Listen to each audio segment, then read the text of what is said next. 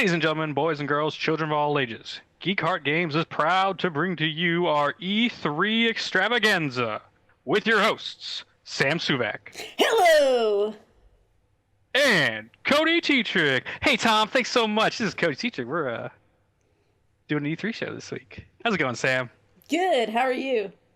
Good. Did you like Tom? I hired him like 3 days ago. He's such a nice fellow. I mean, he sounds pretty cool, but I mean, how much were you paying him? Because, I mean, it's like, we didn't discuss the budget. He's Canadian. They don't Oh. charge a lot. Oh, awesome. Well, yeah, he was fantastic. We should He's use pretty him all nice, the right? time. Yeah. I like it. All right, as Tom was saying, we're doing an E3 show this week. E3 happened. Yeah. We're not covering EA because we covered that in the last podcast. I was So if you checking wanna my hear- notes. I was going over all the conferences. I'm like, why don't I have EA here? Like, what? I'm so screwed up. What's happening? Then I'm like, oh yeah, we already talked about that one. Okay. Yeah. So, if you'd like to hear our talks about Anthem, Unravel, Sea of Solitude, go check the last podcast. Just a little bit of housekeeping because it came to our attention that certain people don't know that we have a YouTube channel at geekheartgames.com/YouTube, and there's a video format of this podcast. And sometimes there's an after credit scene, and sometimes it's hilarious. Sometimes it's fantastic. I mean, Yeah. sometimes it's the best part of the whole show, you might say. I don't know. But you don't get it on the audio one, usually. There's one time and the audio version had it, but usually it's only video. So go check it out if you want to see what you've been missing. Yeah. All right. We're getting into E3. So we're starting off with Xbox, Microsoft. So they said they were on Sunday, Yes. and honestly, may have been the best press conference so far. So let's run it down. Well, I mean, that's your opinion. So, I mean, I have another favorite, so. okay. So we start the press conference with Halo Infinite. No gameplay, just kind of showing what like game looks like it's gonna be about, kind of. And they're using a new software engine, so that's cool. But they didn't really show anything. So as a Halo fan, I'm like, could be cool, I guess. I don't really know. I will say, when it first opens, it's just this little teaser, and it opens kind of on a field, and there's this helmet, and it kind of pans, and you see like this body next to it, but there's like a gap between the helmet and the body, and the helmet was sideways. So me not understanding what happened, I thought this was like a person on its side, and its head was not connected to its body, and I was like, what is this game? Before I realized that it was just a person holding his helmet down by his leg. So yeah, that weirded me out a little bit, but yeah, it looks cool. It looked like there were dinosaurs or something, because I thought it was going to be a Jurassic World Evolution trailer at first. That'd been a really weird way to start the press conference. Here's Jurassic World, guys. Yeah, they look kind of like a hybrid of like Rhino and something else. So Yeah. I don't know. So we've never really like seen. I don't think we've really seen unless it's in 4 and 5, because I didn't play in 4 and 5, because as I've always said, Halo ends after Halo Reach for me. Yeah. But yeah, so I guess I've seen a lot of debate that's gonna be a next gen game, but they were just showing it off right now because, yeah, you It's kind of possible. they're using a new engine, like it's something they're gonna have to take time to work with, so Yeah. could be cool. Okay, so I guess we're not gonna go down like every single announcement. We're gonna talk about the games that like excited us. Mhm. So next up, I have Forza Horizon 4. Whoa, I feel like you missed Okay. like 5 games before that. Okay. I said we weren't running them down, and I wasn't excited for any of those apparently. So Well, apparently I get Go for it. excited a little more easily than Cody does. So, that's what she um, said. yes.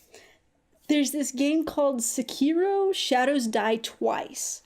And I saw this, and I didn't understand what it was at first, but I got real excited because it was like this ninja guy, like grappling around, fighting people with a sword. It looked pretty cool.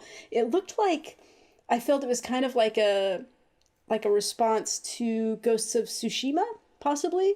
And then I found out that this is from Software, who does like the Dark Souls games and Bloodborne. And I was like, well, shit, because this is probably going to be why I didn't write really down. fucking hard. But it looks awesome. And I mean, they're like making it clear that it's not a Dark Souls game. So, although I think I did hear later in an interview that it's going to be hard. But I mean, it looks pretty cool. If you're into that kind of game, it would be cool. I'd be into it if it were not hard, but we'll see what happens with it. I don't know. Um, oh, Xbox they debuted the Life is Strange world game of Awesome Adventures of Captain Spirit, which it's a young boy who, kind of becomes Captain Spirit and he has little adventures, I guess. I'm not super excited for it, but like I thought it's really cool that they're making it free. It'll be free to everybody when it comes out. And it's gonna, yeah, did you not know that? Is it just the first episode that's free? It's the entire game is free. Like it's one episode. The whole game is one Okay. episode. It's just one little thing. It's just like a little special. Really? Yeah, yeah. So it's not like a full game like normally would be. But I think it's really cool that they're doing that, and like Yeah. I don't know, I don't think it would be as dark as the other stuff, so it might get a younger audience involved in it. But hey, you know Oh no, what? that kid's totally dying. Cody, That kid's so dead. Like second that trailer started, I was like, that's a dead kid. So dead. I don't know. I guess we'll Tom see. agrees with me. Don't ask me where Tom went, by the way. I think he's like hiding, like he's just squatted down next to you. It's fine. Get down. I don't need to know. Okay. Okay. They had a trailer for Crackdown 3, which nobody is impressed with. Megs, okay. So here's the thing. I don't think we mentioned this in our housekeeping. We probably should have mentioned it. We'd had this plan. We were going to live stream the conferences while we had our reactions over it. But my computer and internet combo is not okay with that. It could not handle it. It was a disaster. So we had to put the nix on that, and we just switched over to our Discord, and we had a live chat with all of our buddies as we were watching this, which was really cool and a lot more fun than what we had planned. So, Yeah. but while we were doing that, so Megs, I wrote down, she said, we were watching the Crackdown 3 trailer, and she said, shouldn't the graphics be better than this? And I think that's alright. a fair statement. I played Xbox when Crackdown and Crackdown 2 came out. And I'll admit, those games were fun at the time. We are past that time. There are people, Alejandro, person from our Discord and good friend, is excited for this game. I'm very happy for him. But we are past the time of Crackdown 3 being a big thing. And it's been delayed so much. Stop. Just let it die. Just let it dissolve into nothingness. Because that's what Crackdown 3 is nothingness. I love Terry Crews, but good God. Okay, I've never played a Crackdown, and I agree that this doesn't look like the most fantastic game in the world, but I think there was something where you were driving a car like up a wall and it looked really cool, and it just looks like it would be like a fun thing to do. And the point is, this is going to be one of the Game Pass games, so I'm not going to have to pay for it, which, I don't think it would get a lot of purchases outside of Game Pass, maybe. But it's just like it's a fun freebie. I feel like Game Pass hasn't had the best record so far with their first party same day exclusive games, because like Sea of Thieves was okay, State of Decay was okay, but it's fine. There's some other exciting Game Pass news that will come up after this. We'll get to that later. But I'm excited to just, have another free game and just play it for an afternoon and have some fun. It's fine. Okay. Then there was the trailer for Metro. I forget what comes after the colon for this one. It's not Metro Exodus. That was the last one, correct? No. And is it Metro Last Light, or was that one that was already out? I don't know. That was also a previous one. I remember that one. Doesn't matter. Wait, is it? No. This one is Metro Exodus, I think. Is it? Maybe it is. I don't know. There's a new Metro. It's a Metro game. Go for it. It's a Metro game, okay? And the trailers for this game, even from last year, like, they look really cool. It looks like a neat environment. I've played one of the Metro games previously, and I didn't like it because they just talk too much, and it took forever to get into any action. So I'm like, I don't know. I'm cautiously optimistic about this one.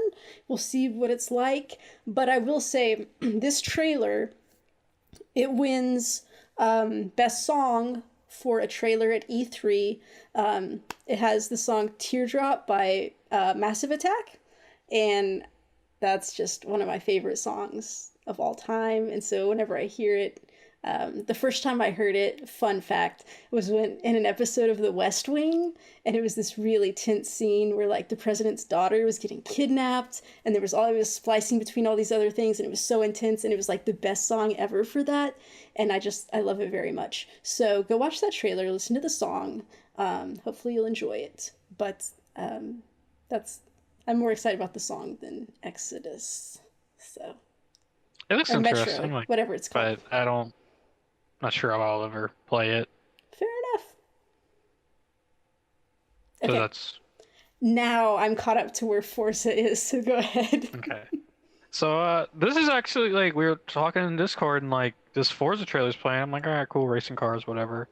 Then they start like all these cars come together and these people were talking to each other and I was like, fuck, I think I'm gonna get into a Forza game. Like I never expected this. Like Megs is like, I'll try it. Melissa, Megan, was like, I'll try it. Like, yeah, like this was like a lot of fun. Like I love the Forza games, and like Alejandra was into it. Like, so like, we're gonna have a nice little group to get together and play Forza. So hell yeah. Yeah. So This one completely took us by surprise because we're like, "Ugh, we don't care about car racing games. They're going to have a big, long thing about it." They had people on stage playing it, and I was like, is this really the game you want to show us? But then once they were yeah, playing it, we're like, yeah, actually it is. They're actually selling it very well. I also wanted to point out that this was the demo where you saw the people on stage. One of them was using the Xbox Adaptive Controller, which was really cool, and then half of the people playing were women, so that was cool too. But yeah, this game looks really cool because doesn't seem like your typical car racing game because like these people were driving and you couldn't tell that they were necessarily racing. I don't know. They were just driving around having a good time. It seemed to be very forgiving if you went off course and like hit walls or different things. It seemed fine, which is good for me because I crash a lot. But it's just really cool. It looks really cool. They have like the different seasons that they showed that you'll be traveling through. Like you're going to be driving over like a frozen lake of ice, just different that was stuff. really awesome. It I was looks like, oh really shit. cool. So Forza Horizon is another one that is going to be a Game Pass same day release available. So I mean that's one that's like where it's really going to be worth it to have it. I think because it looks pretty cool. So. All right. Let me just say next, I had a note written down that says, I like Phil Spencer. At this point in time, I don't remember who Phil Spencer was or why I liked him. But I guess he He had was that some guy on cool Xbox. And he's the guy who was out there for most of it. He has a cool T-shirt, jacket okay, combo. I guess. I like him a lot. I think he definitely inherited that mess that was the Xbox One launch, where they were like, we're all about being a home media thing, and like he's like, no, like, hey, we're about games. Like this is about making games for the gamers, and like he's trying to right the ship for Xbox, and like I like him a lot. I think he's a cool dude. But yeah, I feel like he so probably made some jokes that I thought were funny or something. I don't know. he was pretty funny. Yeah. He was a good guy, Okay. I guess. Feel like you maybe you took more detailed notes about Microsoft. I just wrote down what I really enjoyed, so maybe you should lead the conversation because I have the 5 new studios they announced next. That's what I have too. Yeah. Cool. All right. So they announced that they've acquired 5 new studios, which is huge for Xbox because they've been lacking on the first party. So they have a brand new studio called The Initiative that launched a couple months back, apparently. But they're working on a new game, so that's exciting. So we know we have a first party game coming. They announced they've acquired Undead Labs, who makes the State of Decay games, which I was shocked because I thought they were already. Yeah. Because like State of Decay has been exclusive, so whatever. Well, hey, whatever. Good They for them. announced they acquired Playground Games, which is who makes Forza, and apparently might also be working on the new Fables game, from what's rumored.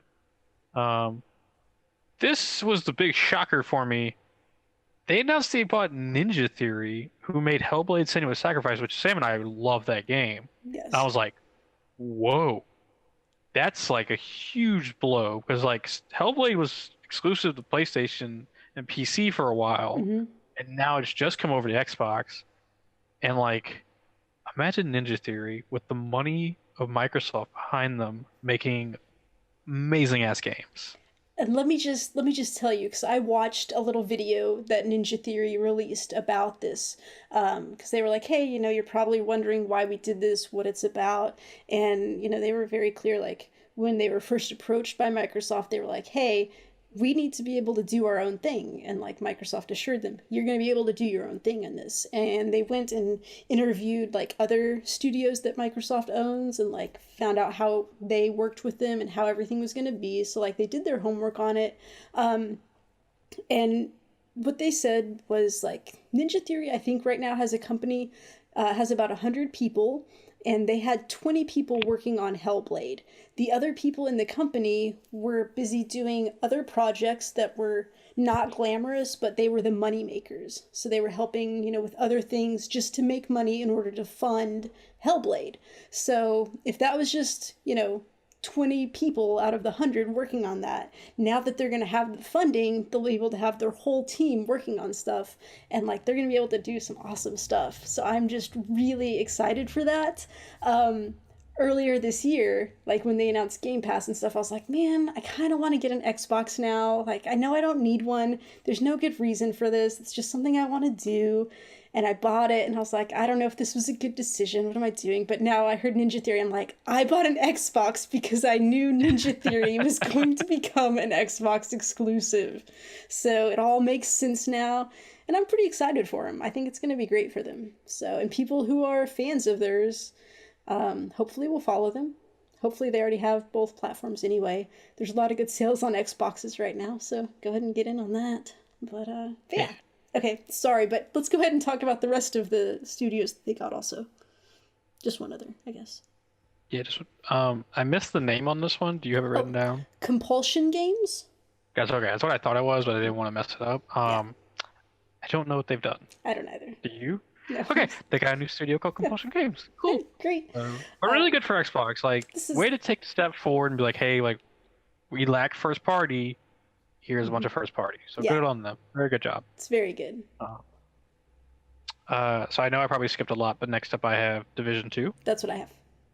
Okay, so they showed off Division 2, which I was shocked because Ubisoft has their own conference, as we'll talk about soon. Yeah. It's like, really cool trailer for Division 2. Kind of showed off how we're going from snowy New York to this kind of like almost tropical like Washington D.C. Like it's very bright and vibrant colors and very stark difference from Division 1, because I played a little bit of Division 1 this past weekend, and wow, what a crazy thing that is. They announced there'll be a beta soon, and then obviously we'll talk a little bit more about Division 2 later. Sam, what were your initial thoughts on the gameplay that they showed? First off, I don't think I remember the first trailer at all, because all I remember is the Ubisoft one.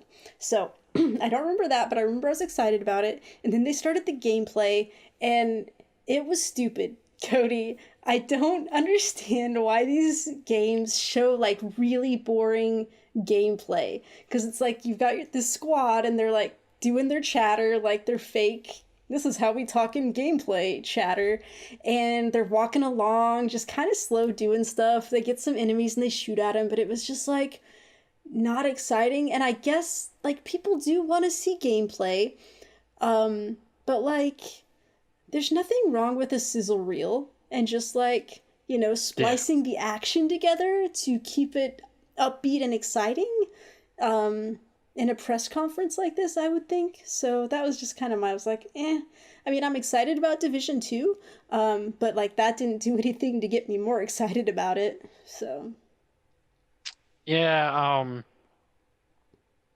don't understand the idea behind the, hey, let's have people pretend they're playing. Like, why not just bring in like that you have YouTubers and streamers who are at E3, just get them to do a little bit of voice work. Like, you'd be paying them the same amount you're paying these other people to do voice acting. I don't understand.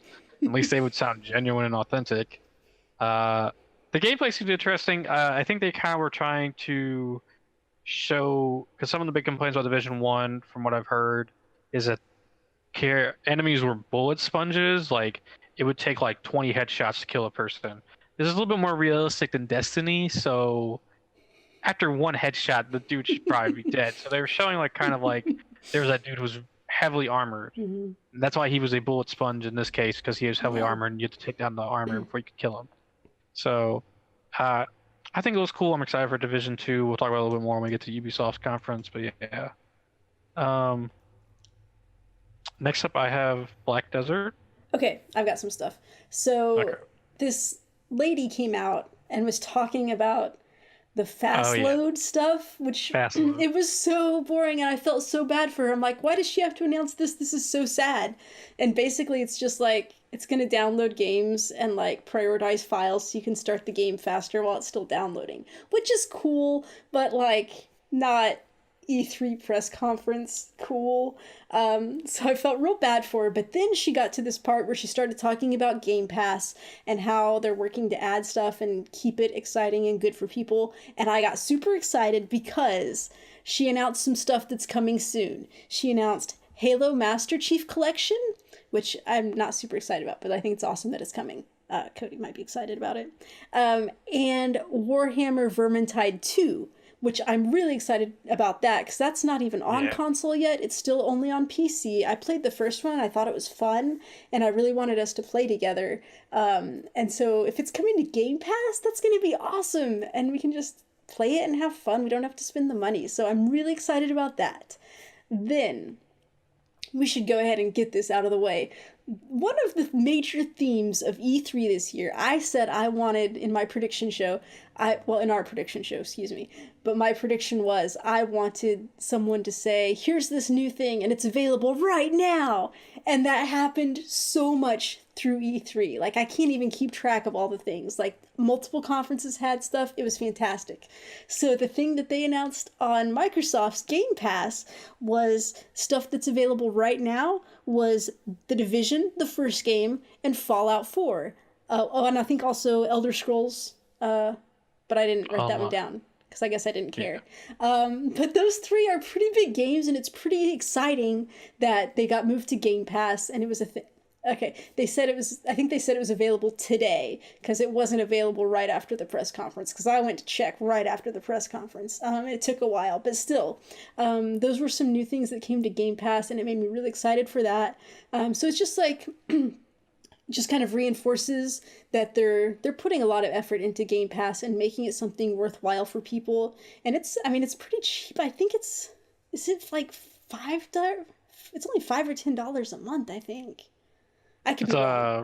Right now it's actually just $1 for your first month. Yeah. And I think it's $10 after that. But you can get like a deal on it, I think. Because I bought a deal. If you buy the bundle, it's like cheaper. I got something. So it's good. It's awesome. So I like that they're still working on that.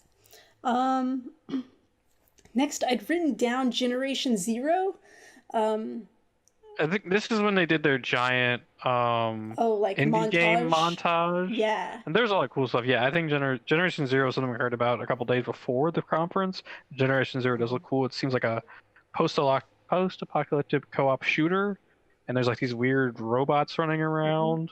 So yeah, that looks like a cool game. I think it's like kind of an 80s setting though or something. It seemed really cool. Yeah. Like it kind of reminds me of like Stranger Things, but with mechs instead of Demogorgons. Yeah, and someone said something like a little bit of Red Dawn thrown in there because it's like I also thought that. I was like, oh, it's like Red Dawn. Yeah, so it looks pretty cool.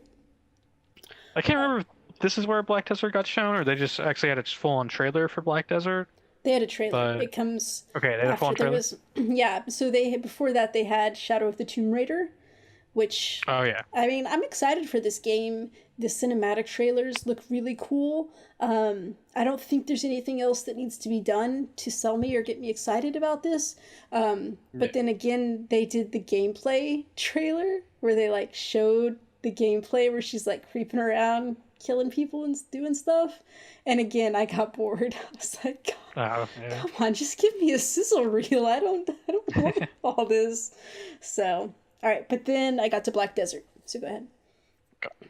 So Black Desert Online is the PC version. It's an MMO that when it first launched, it was more focused on like PvP, and like it was commended for its graphics and customization. Like you can go really in depth into your character creator. and the PvP was apparently really well liked.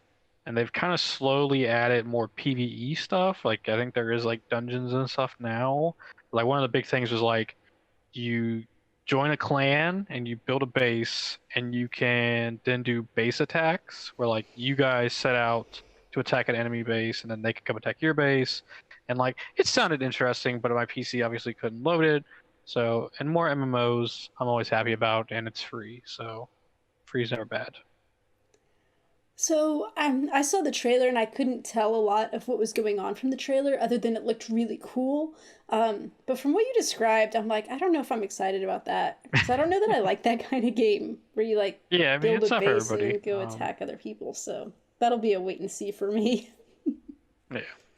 Um, I know I probably skipped a lot, but next I have Devil May Cry 5. That's what I have. Okay. Um, so this has been rumored for a while. There've been like, Devil May Cry remasters and all this and collections releasing. Then I think someone actually had it listed somewhere. Was it Walmart Canada had Devil May Cry 5? Okay, let's just say Walmart Canada knows what they're doing. Like, I think everything they put out For the most there part. has come true pretty much. So apparently we can rely on Walmart in the future for leaks. Um, I don't know what this is. Not Dante they're following. I don't know this character's It looked name. like Dante. No, Dante was at the very end, apparently. This is a different character. He's apparently in Devil May Cry 4. Don't Because ask he me. looked similar to the Dante that was in the DMC Yeah, remaster. but they're just skipping over DMC is the thing, apparently. Like, I that's thought not a his part of name was this. Dante though. Maybe there are like That two was the dude at the universes of end on Dantes. the motorcycle who looked really rough. Because I was like, oh, hey, it's Dante. It's like, someone agreed with me in the chat. I Um, agreed with you because I was thinking we were talking about something else. oh, okay. So you can't Well, trust me. no, I don't know this character's name.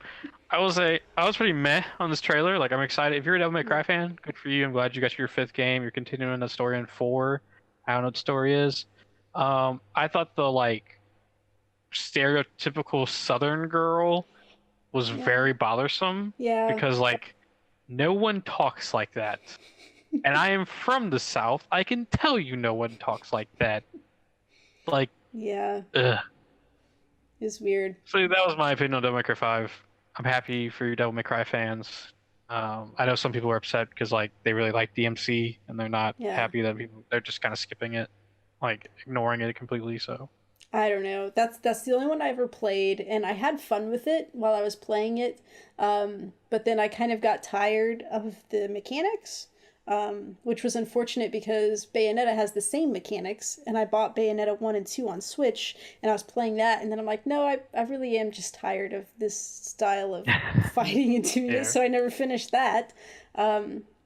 So, so yeah, I mean, it looks cool.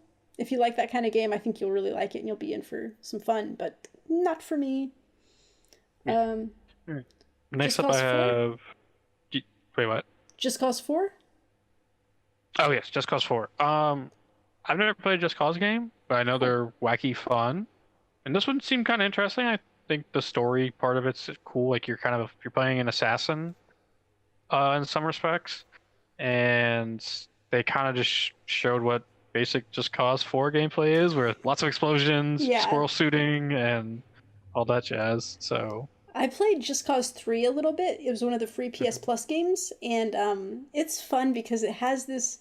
You have like this grapple parachute thing, so you can just like zoom around the land pretty well, and it's just like a fun movement style, and it's just a fun shooter as well.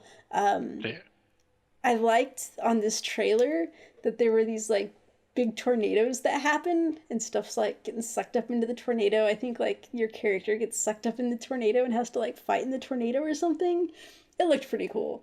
It would be a fun time. I don't know if I would, pay full price for that game when it comes out, but if it has a nice sale, I would check it out maybe. yeah. Maybe we'll I see. think it's a kind of the theme of this year and games in general after E3, where it's like, all right, I got my games picked out. If there's a sale, I'll get some other things. Yeah. But for the most part, I'm kind of limited. Okay. Next up, I have Jump Force. I didn't write that down. Okay, so Jump Force is pretty much, hey, do you like anime? Here's all your favorite anime characters in one Oh, giant right. trailer. I feel like they have released this kind of game in Japan before, and like there's movies based on it. So like you're in a city, Naruto's there, Goku's there, Luffy from One Piece is there, and they're fighting Frieza from Dragon Ball. From what I've read, this is going to be a fighting game of some sorts. They don't know what yet. And in the trailer, there's like a bunch of like explosions. Everyone's doing their kind of signature moves. And at the very end, they show Ryuk and Light from Death Note. And everyone that I knew who was anime fans was like, "Oh my god!" Like freaking out. I think it was cool. Like, I used to be an anime kid. And anime is cool when you bring them all together, I guess. There needs to be more Bleach, though. Bleach is an anime. I'm not saying like throw Bleach on stuff. Okay. Okay. Okay. I'm not super into fighting games nor anime, so that's why I didn't write that one down. Okay. Okay. All right. What do you have next? I don't know. What do you have next? Next up, I have Gears of War 5. Well, not Gears of War. Okay. The Gears of War announcements. Take them through So how this happened. This was great. let's talk. Because Jesus, Microsoft, you gave me a heart attack. So the Gears of War logo pops up on screen, and I'm like, oh yes, mute the mic, I mute everything. Like I'm like, hey, I can't talk. I need to freak out. You hear the chainsaw rev, and I'm like, oh yeah, I'm so excited. And they cut through the logo. It's a Funko Pop. Let me just tell you, I can look to my left right here, Funko Pops galore. Gears of War shirt on. I'm excited. I'm excited for Gears of War. I see the Funko Pop. I look to my left, and I'm like, what the fuck? Because I was not expecting this. So Gears Pop is a mobile game coming. And I really thought they were just ending it there. I was like, oh, that's our Gears of War announcement? Fuck. I was like, so I turned the mic back on. I'm like, I'm so fucking pissed off right now. Like, I'm freaking out. I dropped my head thing. I'm picking it up. Don't worry. Um, and then one of the game developers comes out ahead of the Gears people, and he starts showing me Gears Tactics set before any of the Gears games, and it's an RTS. And I'm like, are you kidding me? You're killing me. Just show me Gears 5. And then they showed me Gears 5, and I was so happy. So, Gears of War 5, they started in the trailer. I'm so fucking excited. It's continuing Gears of War 4, where we picked up a new storyline with some younger protagonists. There's still some of the older protagonists from 1 through 3 in Judgment. So this is focusing on Kate. I'm not going to spoil anything that happens in Gears of War 4, because Sam does want to play it, I think. Yeah. So Kate has some backstory stuff happening. And one of the key things I took from the intro part was he said that this is a game about two fronts. So I think we're going to deal with Kate and her backstory as she learns more about it. Then we have JD Phoenix, the son of Marcus Phoenix. He was the one with the weird arm that like started pulsing. It almost looks like he is infected. Oh. So I'm interested to see where that storyline goes. Well, he said two fronts, so I'm excited to see how they do this because there's never been something like this. We've never had like kind of bounce back and forth between two storylines. It's usually just been a singular storyline of focusing on Marcus and whoever he's rolling around with. So it could be really cool. There's like a lot of ice stuff, and there's some different locusts who are the main enemy in the game showing up, and it looks pretty interesting. It also seems like there's gonna be some psychological stuff because like there was a scene where Kate and Dell were in a like room together, and Kate's like, "Why are you following me?" Like. So I'm excited. It looks really cool. I'm a big Gears of War fan, so they only said they said 2019, correct? They didn't give a full date. Yeah, I don't remember anything about a date.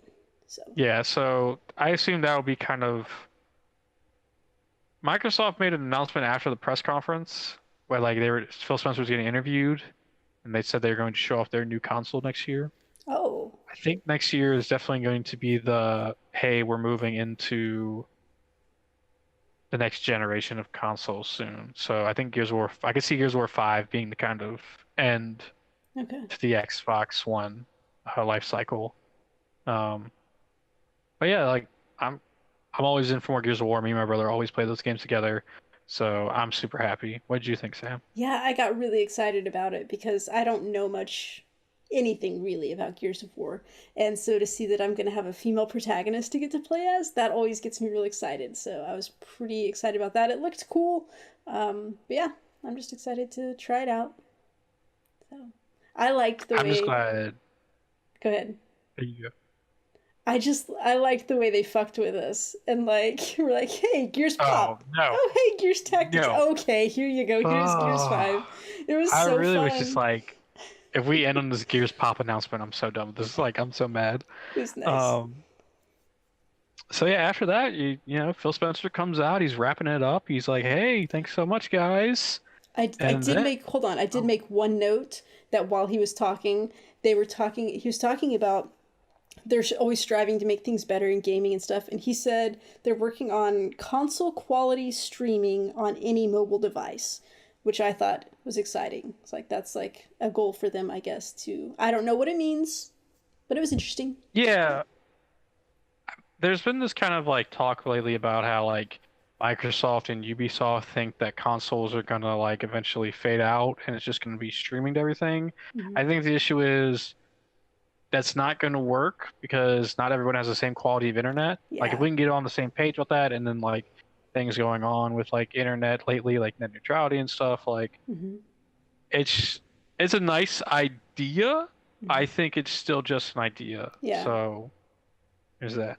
Um, yeah. So then after that, he's like, about to sign off, and then starts to like static and freak out, And the and lights are then flashing.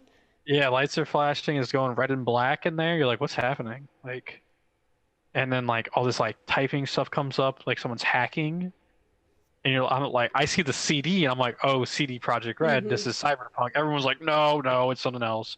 And I Yeah. was like, no, no, no, Yeah. it's Cyberpunk Yeah. 2077. CD Project Red's new game. They've been working on it for a very long time. And we got a really cool trailer, kind of showing the world that we're living in, and the main character we'll be following.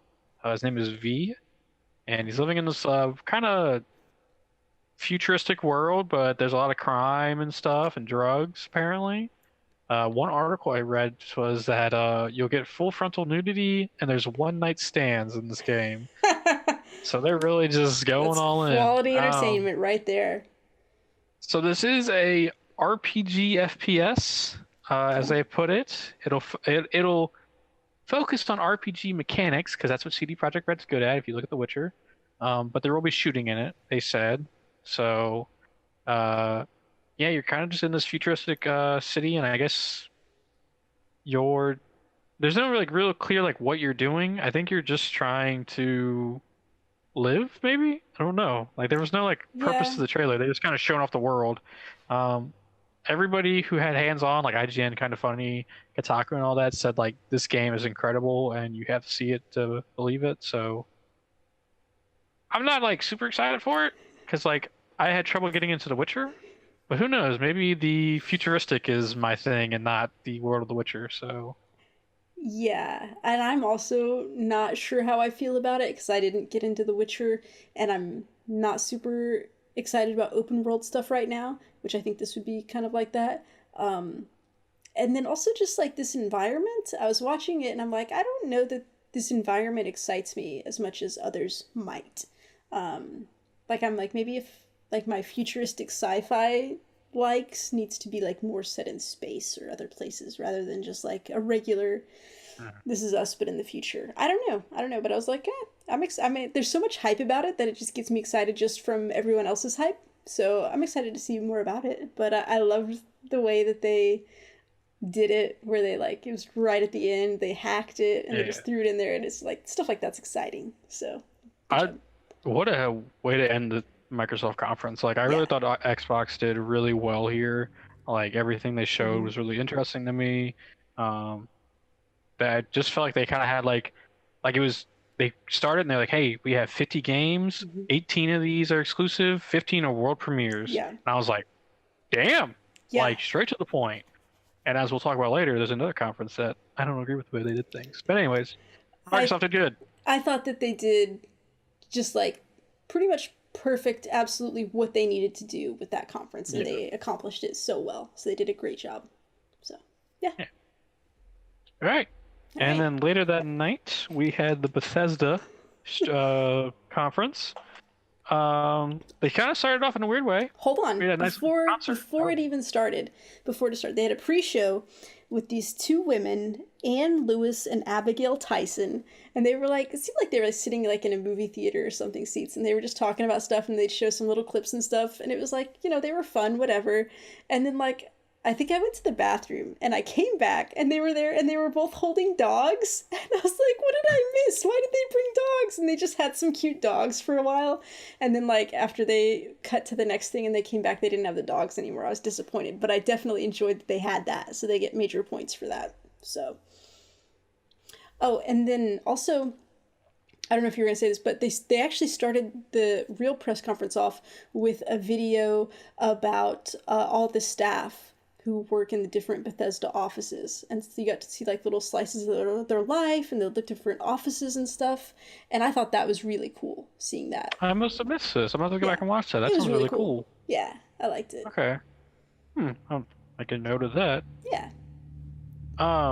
So what I saw, what they started with was Andrew WK came out and started performing a little mini concert playing the theme song Everybody's Gonna Die for Rage 2. And I was like, I love Andrew WK. I like this song a lot. I actually have it on my Spotify playlist. I love it. But it was a little awkward to start a conference that way, because especially when you pan to the audience and the audience is not into it. They're like, I'm here for the games, man. Stop this.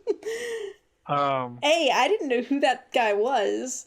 And I was like, what is this song? And it did seem to go on for much longer than it needed to. And I mean, I guess, you get a band out there like heavy music trying to hype people up, but it did not seem to hype people up at all. So then wait. Can I backtrack real quick? Because I guess Pete Hines came out.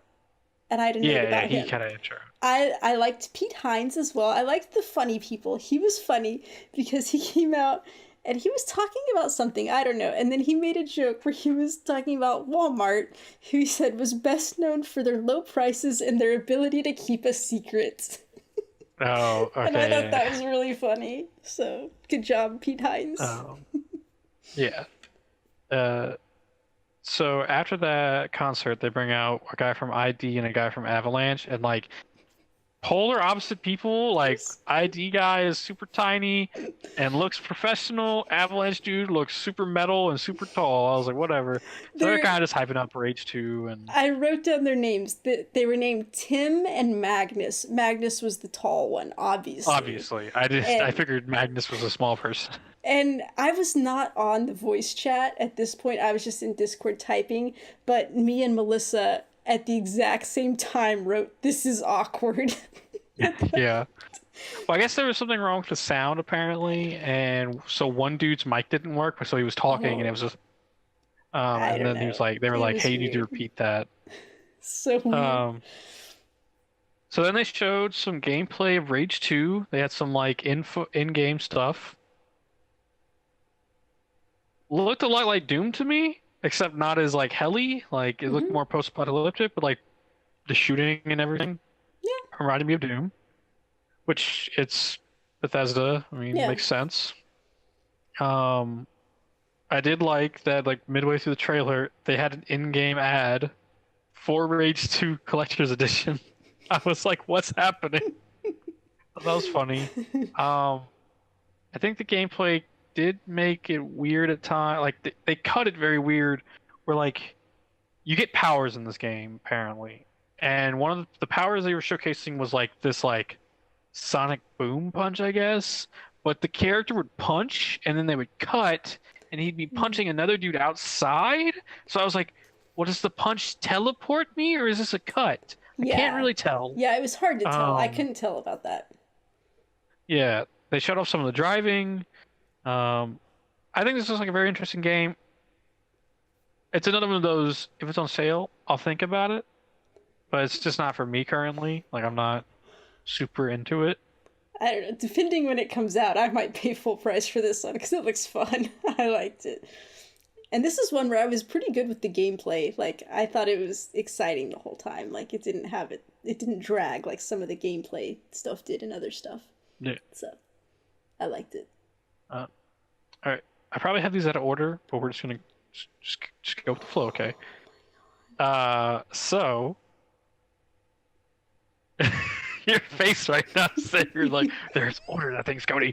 I believe what happened next was they brought out the Elder Scrolls Legends guy to talk about the card game. Yes. And how it's launching on PS4, Xbox, and Switch, and they're updating it, and it's already out on PC and mobile, so you can play it there. I tried that game, wasn't very into it, but I like card games. I don't know. There's like a story aspect to the card game before you can get to the player versus player. I didn't like that, but maybe that's one of the things they're updating. Who knows? Is it like a campaign story that you play by yourself first? Yeah. Oh, see, I'd probably really like that. Okay, hey, so go for it. See, I got excited when I saw this because, like, ever since I played Slay the Spire, like, I kind of want to play another card game, but I want it to be on Switch or mobile. And so I've actually got this downloaded on my phone. I haven't played it yet, but I'm excited to try it because it looks cool. Yeah.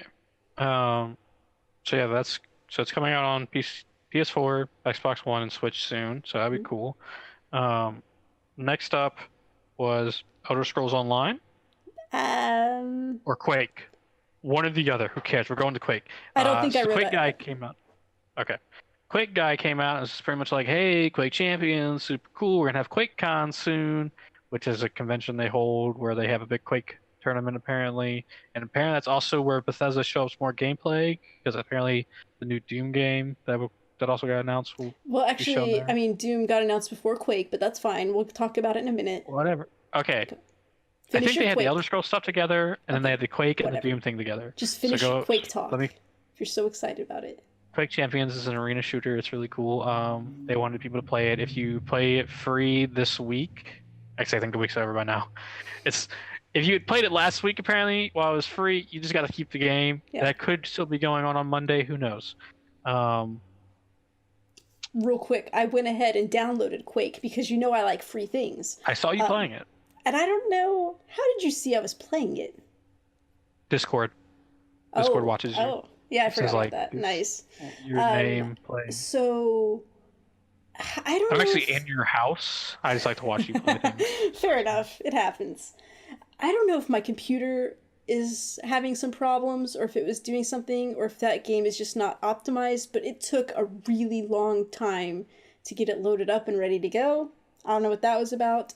And then I just did the tutorial. And once I got in there, I was like, this feels almost exactly like the Doom multiplayer, which was fine. It was okay. It was kind of fun. I was pretty super much into it. I couldn't get a controller to work with it, so I had to do keyboard and mouse, and I wasn't having a good time. So I didn't play very much, and I stopped. But it was just so frantic. Like, I could never see where the enemy was, and I was like, ah. But anyway, are you done with Quake? I'm done now. I'm going to go to Elder Scrolls Online real Well, fast. no, we're not. We're going to back up and we're going to talk about Doom Eternal. Because in our predictions, what we wanted, I said I wanted a Doom 2. And we're getting Doom Eternal, which is a sequel to Doom. And it was just a little teaser about it. But it is, like, literally hell on Earth. So, like, you're going to be on Earth this time. But I guess hell is taken over and it's a horrifying landscape. There's new monsters, and that's about it. They didn't talk very much about it, so. But I was really excited for it. It looks really cool. It looks cool. Yeah. Yeah. Okay. All right. Now I'm done. All right. Somewhere in this conference, Elder Scrolls Online Gate came out, and he was like, just kind of like, oh, hey, like, this is how many players we have. We just released Somerset. And, like, pausing for a minute to talk about Bethesda. I like that they, like, give these spotlights to the games they've already had come out, and like they kind of like, you know, give them their moment to like talk about their games. Like, it's really nice that they do that. They announced that there'll be a werewolf focused update coming soon, and as I just started playing Elder Scrolls Online, I love werewolves. I'm excited. So yeah, and then we got into, I believe, Prey and all their DLCs that are coming. So they announced that there's like a bunch of new modes coming for Prey.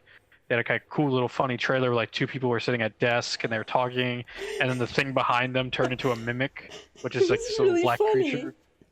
I thought it was really funny, and then they were in the like on stage, so like they announced so there's a roguelike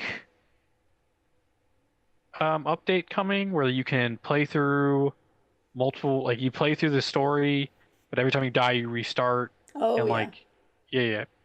There's a asymmetrical multiplayer update coming, and it's where one person is like, it's like hide and go seek where 5 people are mimics and can turn into different objects, and one person is like hunting for them. So I thought it was the reverse. I thought it was a bunch of people in one mimic, but I might not have been paying attention. No, I think it was one person. It's like, yeah. I think it sounds like a cool mode. Like, it sounds like something fun if I could get Prey for the cheap. And because these all, like, most of these DLCs are actually out now. The only one that's not is the roguelike expansion. They announced a new game plus, I think, as well. Maybe. And there's the DLC called Moon Crash, which is, I think, a new story. Yes, that's like a new story for, so that's cool. And I will say, when they cut their gameplay trailer, they made that game look super exciting. Because when I played it, it was pretty slow and not super exciting. So they did a good job with that trailer, making it look fun. I never played Prey, and so I'm like interested in it, kind of. I kind of want to go check it out. Kyle from the Whatnots loves Prey. So. Yeah, so... And he was really excited for all this update stuff. He was like, oh, hell yeah. Yeah. So good on Bethesda for, like, updating their older games and stuff. I think next we had Wolfenstein 2. And a lot of cool announcements for that. So they have a DLC coming. And it's a multiplayer where you play as the twin daughters of BJ. Yes. And I forget his wife's name off the top of my head. I think it's like Allison or something. I don't know. I think it starts with an A. No, it's not Anya. I don't know. Doesn't matter. Anya? No. Anya sounds right. I don't know. Okay. So yeah, you'll play as their twin daughters, and it's a co-op adventure. Pretty cool. It looks really cool. I was excited about this one. And then they have the VR mode. Oh, go for it. I was just gonna say, so this Wolfenstein Youngblood is where you play as the twins, and it is not a DLC. It is a separate standalone thing, I think. Oh, okay. Kind of like Uncharted Lost Legacy was its own thing. I think this is a separate standalone thing. Yeah. Because I was really excited. Because I already... What? I said Wolfenstein 1 had something similar to this, where like Wolfenstein 1 was out, and then they had a different one called like The Old Blood, maybe? Yes. So maybe they're working on that. Because I already sold my copy of Wolfenstein 2, so I was like, I'm never going to play this again. So I'm glad it's not DLC. So... That's good. Yeah. So good. Also, throughout E3, there were a lot of F-bombs dropped, which, I mean, I guess isn't surprising because, it's all adults, but, like, every time someone would say fuck, I would be like, oh! And, like, multiple times in the Bethesda conference, they would talk about, like, beating the fuck out of Nazis. So, I was entertained by that. Well, yeah. When they announced the VR mode, which is called Cyber Hack, I think, it's you're a hacker and you're hacking into the robot machines, like I think it's animals, right? Because there's like a giant robot dog. Yeah. And you can use them to go kill Nazis. And then he said, and like the dude turned and was like, "Cause fuck Nazis," and just really, really funny. That's cool. Like, I've heard kind of mixed things on Bethesda's VR stuff, and I don't have VR, so I'll never get to play this probably. But it could be cool. So yeah. All right. And I think after that, Pete Hines kind of came out, and then he brought out Todd Howard. Yes, and I love Todd Howard, you guys. Todd Howard was funny. Is my MVP of E3 because he was really funny. So he made all kinds of jokes. Out, making all these jokes. And you think he's going to like show off some Fallout stuff, but no, he first shows off Skyrim, the very special edition. And a very funny trailer plays with Key from Key and Peele. And it's Skyrim for Alexa.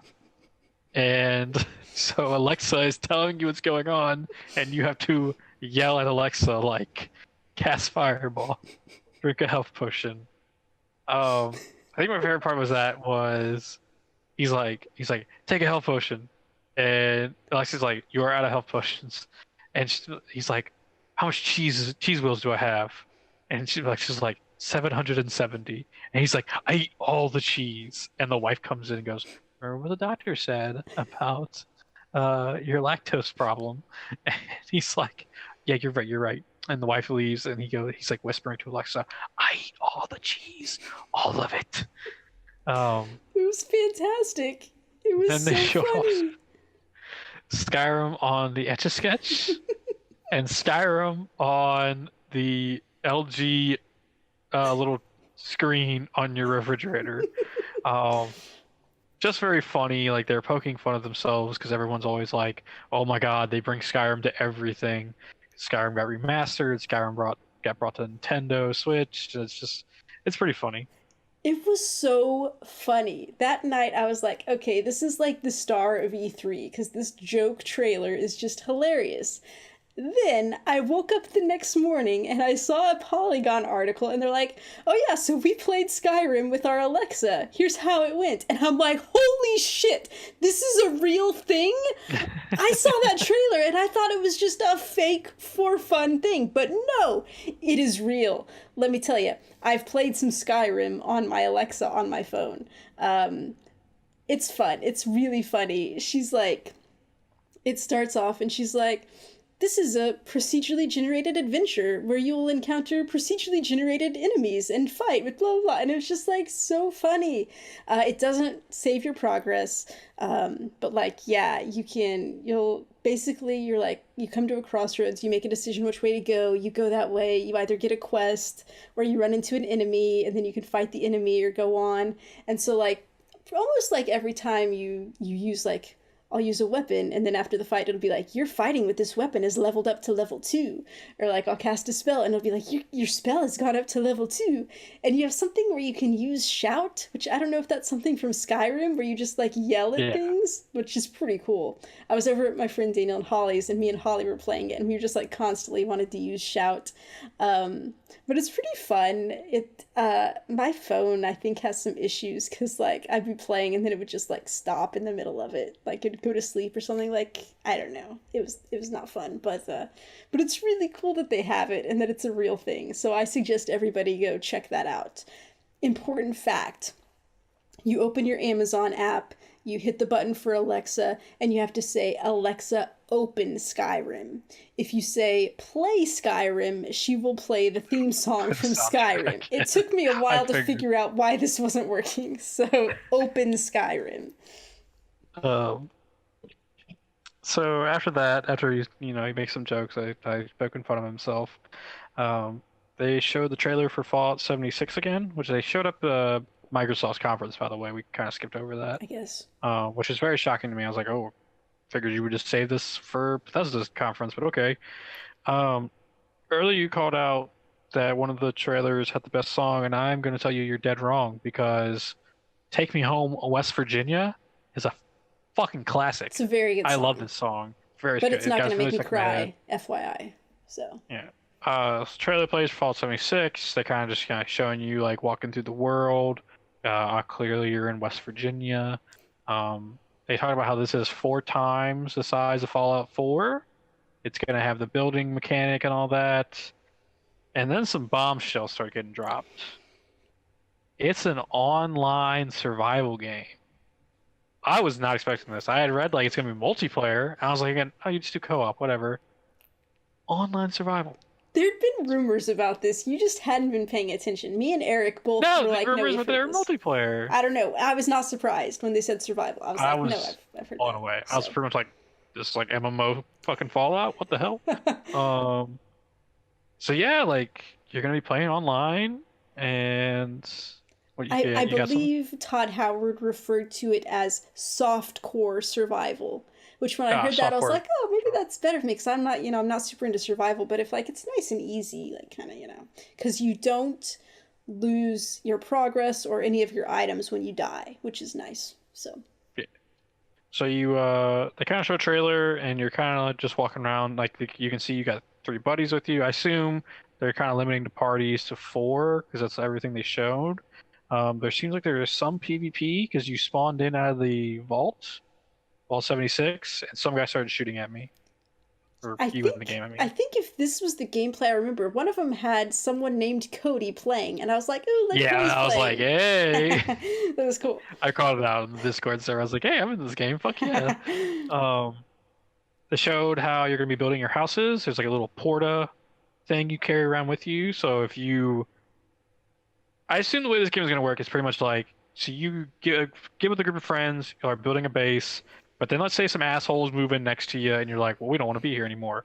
You hit the button, you bring your little porta base with you, you go somewhere else. So pretty much, they showed you kind of fighting different kind of monsters. There was a giant zombie sloth with mushrooms going off of him, a giant like bat. There's a photo mode because after you kill the giant bat, they all took a picture next to it. I mean, they were Um, really neat looking monsters. That was definitely cool. yeah, and so like everything they showed, I'm like, it's pretty cool. Like yeah, like okay, it's some level of PvP, whatever. And then they started talking about nuclear codes, and you're like, what's happening? Then they showed you that if you went and raided these kind of special areas with your friends, you could all get some codes, and then you could launch a nuke on some random people if you wanted to. And I was like, oh, that seems like it'll get abused and be Yeah. awful. Whatever. Yeah. We have to wait and see. They are doing a beta test. They announced they're going to be running some betas because they understand that like these online games are hard to run sometimes. So their beta stands for Break It Early Test Application, which I thought was fun. What is Yeah. not fun, what I have found so far, is you have to pre-order the game to get into the beta. It will not be an open beta, which I Oh, that think sucks. sucks because I don't think I want to buy this game. Certainly without playing it first. I Yeah, don't know. no. So that's disappointing. Oh, also we should mention they announced the collector's edition, and you get a power armor helmet, which is cool. It's pretty cool. Um, I think this looks interesting. I'm now very sad because I wanted to try one of the betas first. Hmm. Here's my issue. So as they announced, Fallout 4 is on Games Pass, so I downloaded it, gave it a nice old college Cody, try. I think you just Don't enjoy said it. Games Pass. It's Game Game Pass. Game Pass. I gave Okay. it to a college try and didn't like it. Didn't like Not at it. all. That was not fun. Um, and I was reading some stuff and like Fallout games are not known for their shooters. So I don't understand the point of this game then. So, 'cause everything they showed me was me shooting shit. So I'm so confused. Um, That's unfortunate. so after this, they announced Fallout Shelter is coming to. It came to Switch. It's out now. You can play it. It's Today. free. Another one of those today things. They followed it up Wait, with Elder. Oh, wait. what did you want? Let's go ahead and real quick. Let's talk about Fallout Shelter because I didn't know what this was, but again, I'm real excited about free things that are out right now. So it's like, okay, I'm gonna get it. So I downloaded it on my Switch, and Megs was like, "This is like Stardew Valley, but with a Fallout Shelter," and I was like, "Huh, okay." So you get it, and like you have a shelter. Why are you jiggling the camera? Stop that. Sorry, I was trying to get a thing to go away. um, so you build these different rooms and you have like a power generator room that makes power and then like a water room that makes water and then you have the diner room that makes food for people and then you have to assign people in rooms to work and they're just working in there and then you're gathering resources and then you're supposed to put like a man and a woman in the living quarters and they're going to make a baby. Never fucking made a baby for me. I left him in there for a while. I was very disappointed. um Well, now hold on. So if you put 2 men and 2 women in a room, do they fuck as well? Because if I not, what the fuck, Bethesda? I don't know. I don't know. I just, well, nobody ever made a baby. So I don't know how long you have to leave them in there if like they weren't compatible. Wait, Maybe Sam, they come on. wanted some same-sex coupling. I don't know. Um So, do you watch them make the baby? well, they never did anything. They just stood around. So, I don't know. Maybe they knew you were watching. Maybe they We needed some gotta shut. privacy. Yeah. Regardless, the whole point of this game is just to like build your resources and then like build more rooms and I guess make babies or get more people in your base. And I got real bored with it pretty fast. So it's not for me. I understand the kind of point of bringing this game to Switch. I kind of fear that we're moving into this path because Pokemon Quest did the same thing with that mobile games are more and more often coming to Switch. And I kind of fear where we're going with that because I don't really want a Candy Crush on my Switch. Oh, I I'd don't be want. alright with the Candy Crush on my Okay, Switch. I know some people would be, but like, it's kind of fearful of that. Still pretty cool that they did it. They didn't have to, but they chose to, so that's cool. I mean, I think Um, it's you're gonna have your Nintendo games that are like your true good Switch hardy games. But I mean, if they want to have the easy little mobile games too, I mean, if you'd rather have it on a Switch screen than your phone, what's the harm? yeah, Something for everybody. It's fine. You don't have to play them as long as they keep making all the other stuff, which I'm sure they will. yeah. So, So after this, he talked about how when they were making Fallout Shelter, they also had another idea, but they just couldn't do it yet. And he announced Elder Scroll Blades will be coming soon. You can go to elderscrollblades.com, sign up for the early access. It is a first person. They kind of made it sound like it's a roguelike, but there's also some other qualities to it. Um, Elder Scrolls game where you're going through and you have procedurally generated dungeons you're going through, different monsters and stuff. There's also an arena where you can fight 1v1 against other players. And then there's a town, which is similar to Fallout Shelter, but not kind of top down. It's actually like you walk to people in the town and like tell them what to do.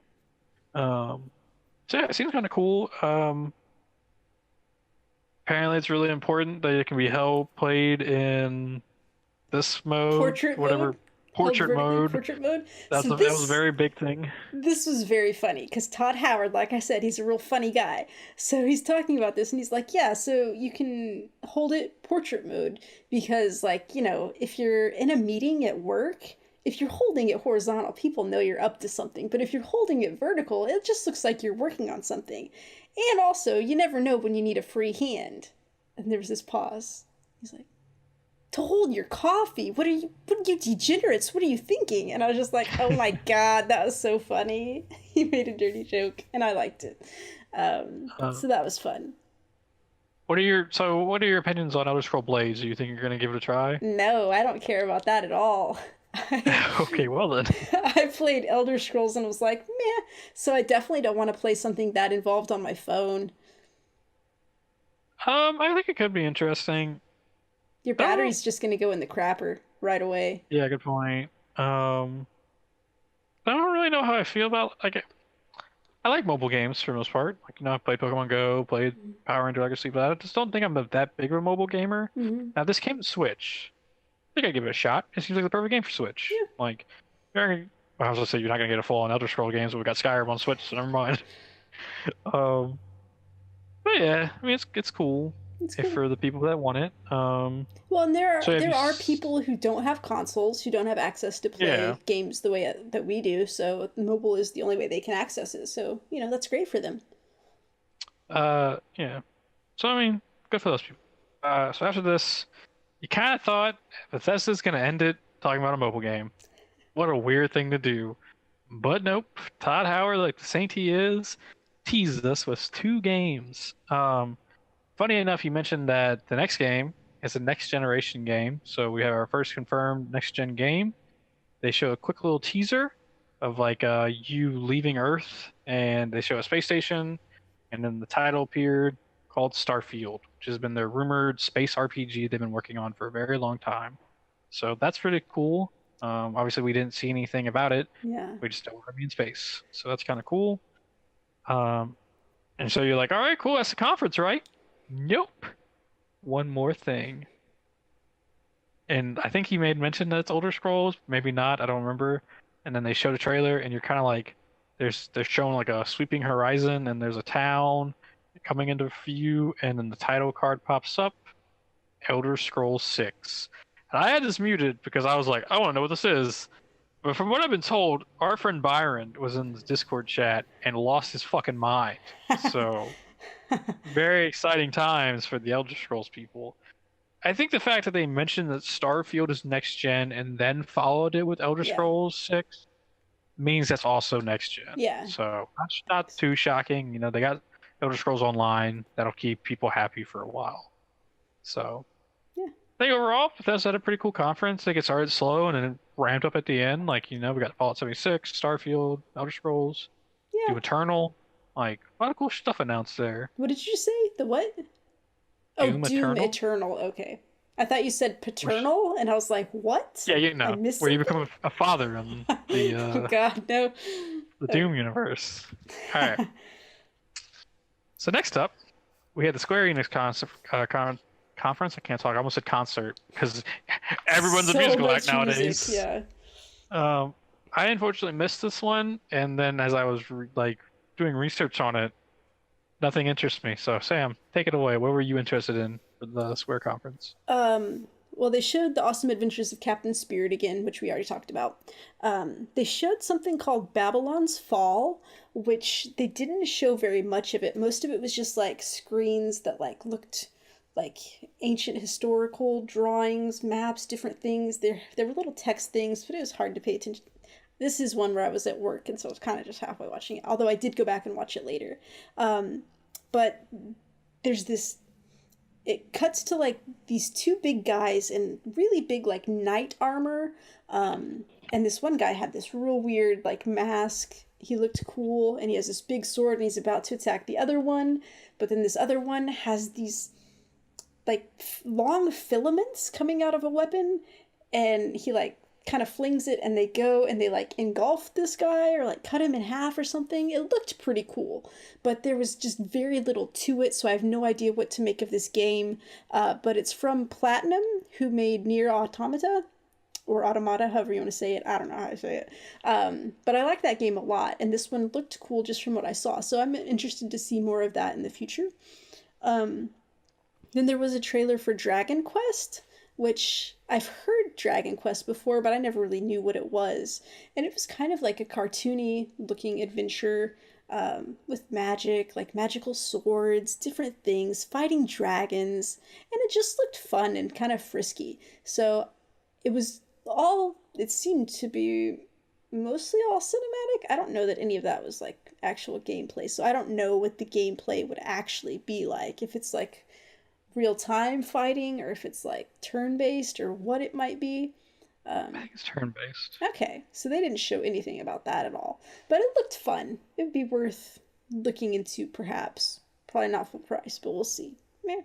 And then the other one that I was interested in was a game called The Quiet Man, which it was another very brief trailer, but I'm not sure what's happening with this game, if it's going to have actual live action scenes as well as like some CG scenes. Like, I don't know if it goes from a cut that's actual live action to gameplay that's, CGI.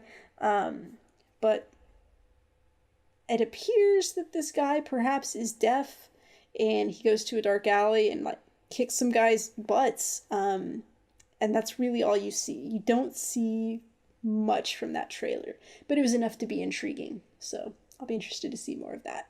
But those are the only parts that stood out for me for Square Enix. So.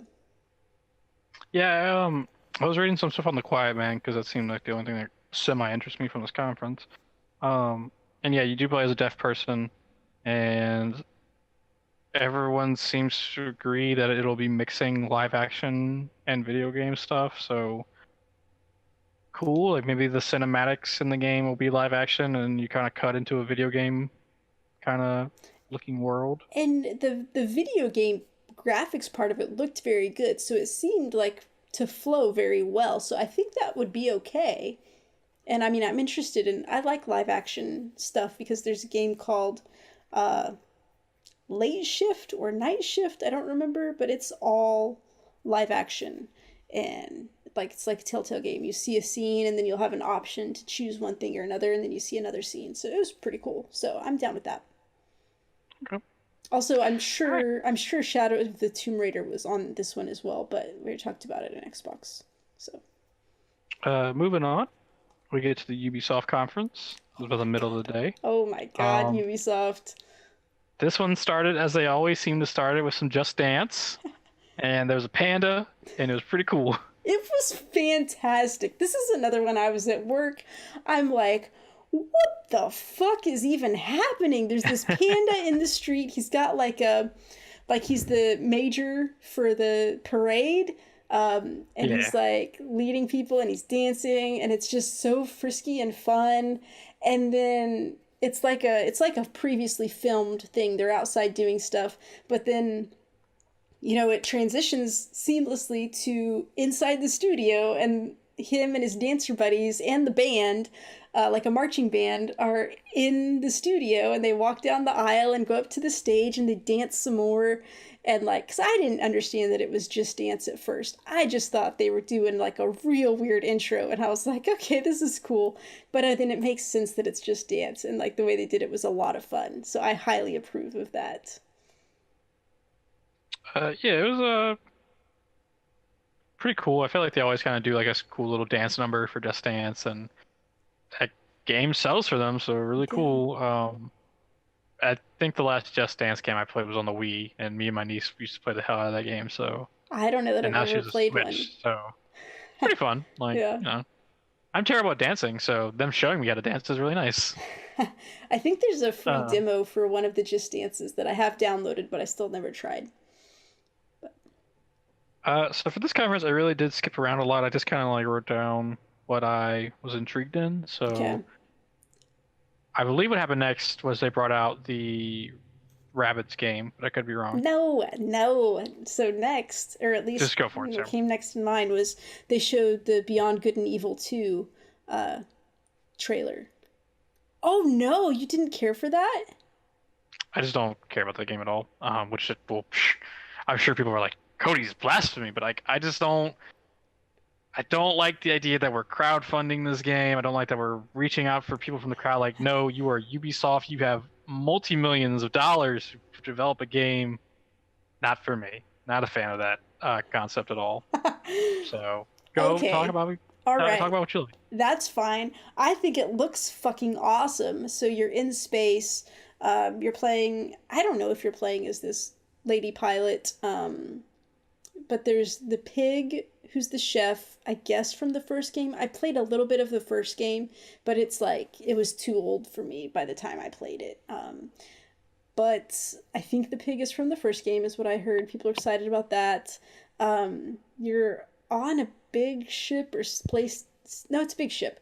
And I think the captain lady has been out like on patrol. She's like, "Oh shit, something's coming!" And so you see one of those scenes where you've got your ship that you think is your big ship here, and then you see like a ginormous ship come looming over it, which is always exciting. And so it kind of like takes the ship hostage, and it opens up and this lady comes out, and it's Jade from the first game, which we've been told that this game was going to be a prequel. And so like we don't know why Jade's in it and why she's looking like a bad guy, like a fucking badass bad guy too. um and then I think they destroy your ship. But it looks pretty awesome. Don't know what's going on with it, but I'm excited for it. Cause hey, why not? Okay, Cody doesn't care. Okay, then Meh. then so you hear this noise, and the back of the studio, some guy comes driving in on a motorcycle. Cause why the fuck not? So this guy comes up. He's wearing a Trials jumpsuit, I guess, and he's really funny. I forgot his name. I tried to go find it. I couldn't find it. But he's like, I think the director for Trials Rising. And Yeah. he says also he's the self-proclaimed Prime Minister of Finland. So he goes and he gets on stage and he trips and he breaks the podium and the TV that was on it, which is really funny. I'm sure it was planned, but it was really funny. And he talks about Trials Rising, and then they have a trailer for it. And I didn't know what Trials was. Apparently you're on like little motorcycle, like motocross bikes, and I guess it's like maybe racing, but also just like doing fun stunts, and like it's a platformer where you traverse through different areas doing tricks. Yeah. It's like a racing game where I think you can have up to 6 people. At least in the Trials Fusion game's free on PS Plus right now. Um, and it's generally a race, and like there's usually like really complicated like platforming to do. Like sometimes the ramp looks like the right ramp to go on, but actually you need to like angle yourself underneath the ramp to get through. Just kind of there's different like not creator, fan made tracks that are really cool to play. So that's kind of what the hook of Trials is. And well, I watched it again to make sure, and one of the quotes was crashing with style and getting up again. And then they had like this little montage of all these spectacular crashes that was really cool. So it looks like it'd be a really fun game. I'm probably going to be horrible at it. But like Cody said, I'm really excited because Trials Fusion was one of the free PS Plus games this month. So I want to download that and try it and see what it's like. Because I mean, it looks like it'd be fun. Like we should have a community game night with that because that'd be a lot of fun. Oh, and I had next Division 2. Okay. Okay. Do you want to talk about that? Yeah, so they kind of just dove back into Division 2, talked about how they were fixing stuff from the first game, how they're introducing, after you hit the level cap, big complaint for Division 1 was when you hit the level cap, there's nothing to do. So now you have specializations, there's 3 of them, there's Survivalist, Demolitionist, and a Sharpshooter. Each one comes with a special weapon. Each one comes with special abilities you can use. It kind of gives you something to like complete after you've hit level 30. They talked about how they kind of taken away all the bullet sponges. Like if there is a bullet sponge, it's because they're armored. They're in like a giant like SWAT gear outfit. They talked about how there are going to be 8-player raids because people have been dying for it. So that's really cool. I think it's a lot of fun. I think the way he worded it was up to 8, so it makes it sound like you don't have to have 8. That'd be good. But you know, if you got a squad of 8 people, cool, you can all go in. Makes it probably a little easier, I imagine. And then they talked about how the first year of DLC is all free. Oh yeah. And I was like, damn, they're going all in. Yeah. Which I think is really cool. I'm excited for this game. Like, comes out March 15th, I believe. Is it March 15th or March 9th? I think it's March 15th. So like, it's kind of in a perfect time for me. No other game has been announced for that time right now that I'm like, yeah, I really want to go get that. So I'm excited to hop into that with like, you know, you, our friend Eric from Discord's excited for it. I'm sure Alejandro and other people will be getting it. So I'm all in for Division 2. It seems really cool. So this is one also, I was watching this at work. I should not have been. I know I'm poor. So what I was doing is I had my headphones on. I was just listening to it. And then if something sounded cool, I'd look over my phone and like see what was going on. But I wasn't always watching. But I'd been away from my desk for something, and I came back in the middle of this trailer, and I had to go in Discord and be like, what is this? And they're like, Division 2.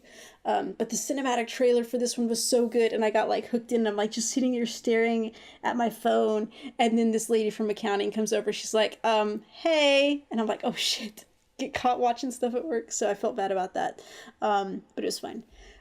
So yeah, but the cinematic trailer for this one was really good because it was like a really emotional one. Because it starts out with this girl who's like folding a little paper airplane. She's and then she like launches the airplane, and you kind of like see all this horrible stuff that's happening, like the people who are tyrants who are taking other people and killing them and doing all this. And then it ends like you go back to the plane and you see it like land in a field, and this guy picks it up and he unfolds it and it says help on it. And it's like the Division team has picked it up and they're heading into the city. So it was like, oh, it's really good. So I'm excited for that. I played a little bit of the Division on Xbox since it's on Game Pass right now. I played some on PS4 on the free trial, and I remember liking it better when I played it on PS4. I had a lot of trouble with it last night, and I don't know if it's just me or if it's possible that the Xbox controller just is not as good for me as the PS4 one is, because I feel like I just don't have very good control of the aim with my Xbox controller. I don't know. I was having serious issues, but I don't know. It'll be fine. It'll be better when we're together. So I also played, yeah, I played a little bit of Division 1. I got to a point where I was like, okay, I definitely need to have other people with me to continue. I think we'll probably getting it on PS4 because it's like $10 at GameStop, and they have like, they're going to like start doing a thing where you complete certain missions and they give you stuff for Division 2 when it comes out. So I was like, kind of incentivizing me playing Division 1. Yeah, I'm all in for this game. I think it's going to be really fun. I like Destiny in the space aspect, and I like Anthem for the like kind of like not post-apocalyptic, like apocalyptic world that's like not Earth. but I do want like a grounded, like Earth setting. So I think this is that game for me. So I'm pretty in. All right. Cool. So next I had the Donkey Kong expansion for Rabbids, which I really liked this, what they did. So they brought the orchestra band, whoever, for Yeah. that I guess did the music for the game, and they had the conductor, and they had them do a live performance while they showed gameplay in the background, and it was really cool. I mean, it's a really fun game in general. I think the Donkey Kong expansion is going to be a lot of fun, and then just see these people like rocking out in front of it, because like it was some like classical elements, but then also they were just hardcore rocking out, so it was fun to see. I liked that a lot.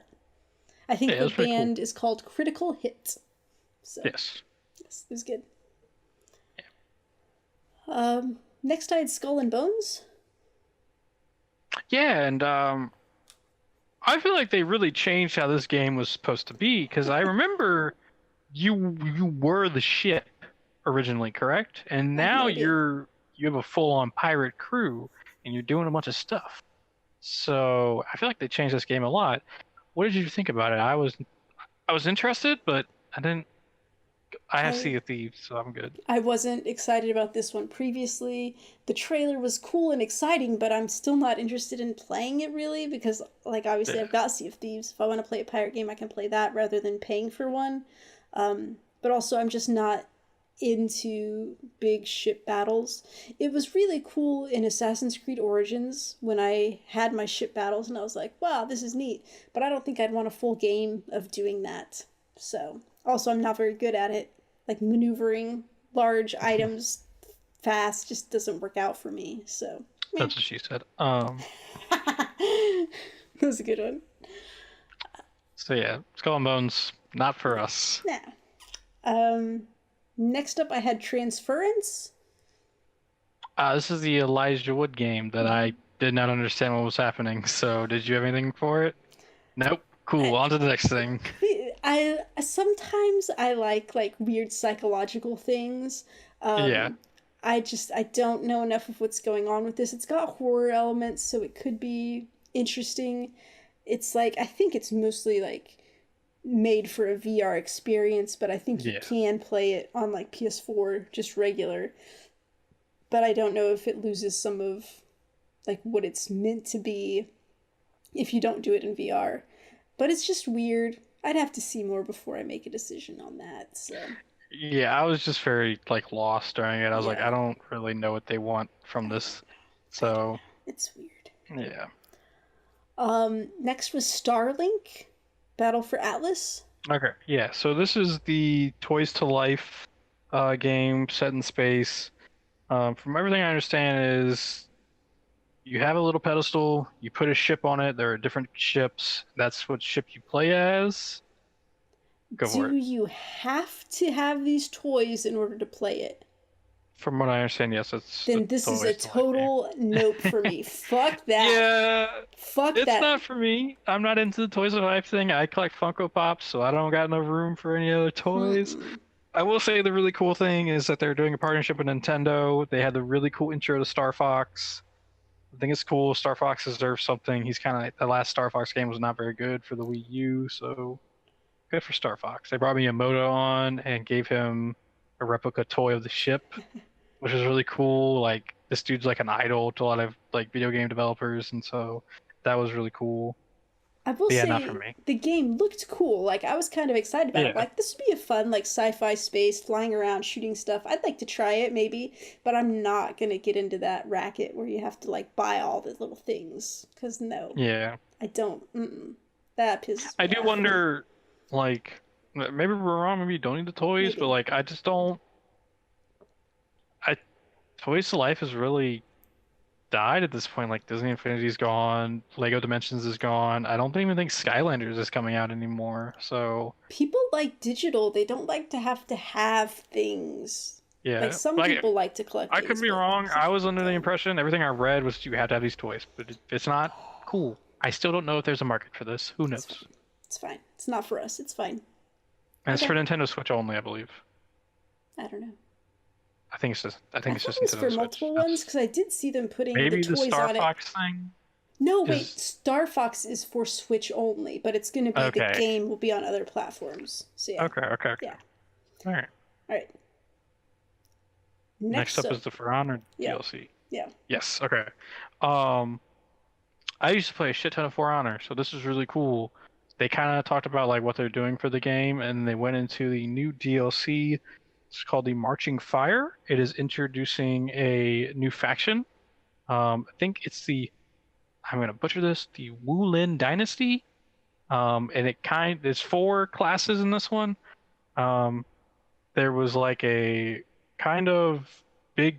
There's always a big beefy character. He has like a two-handed staff and a sword at the end.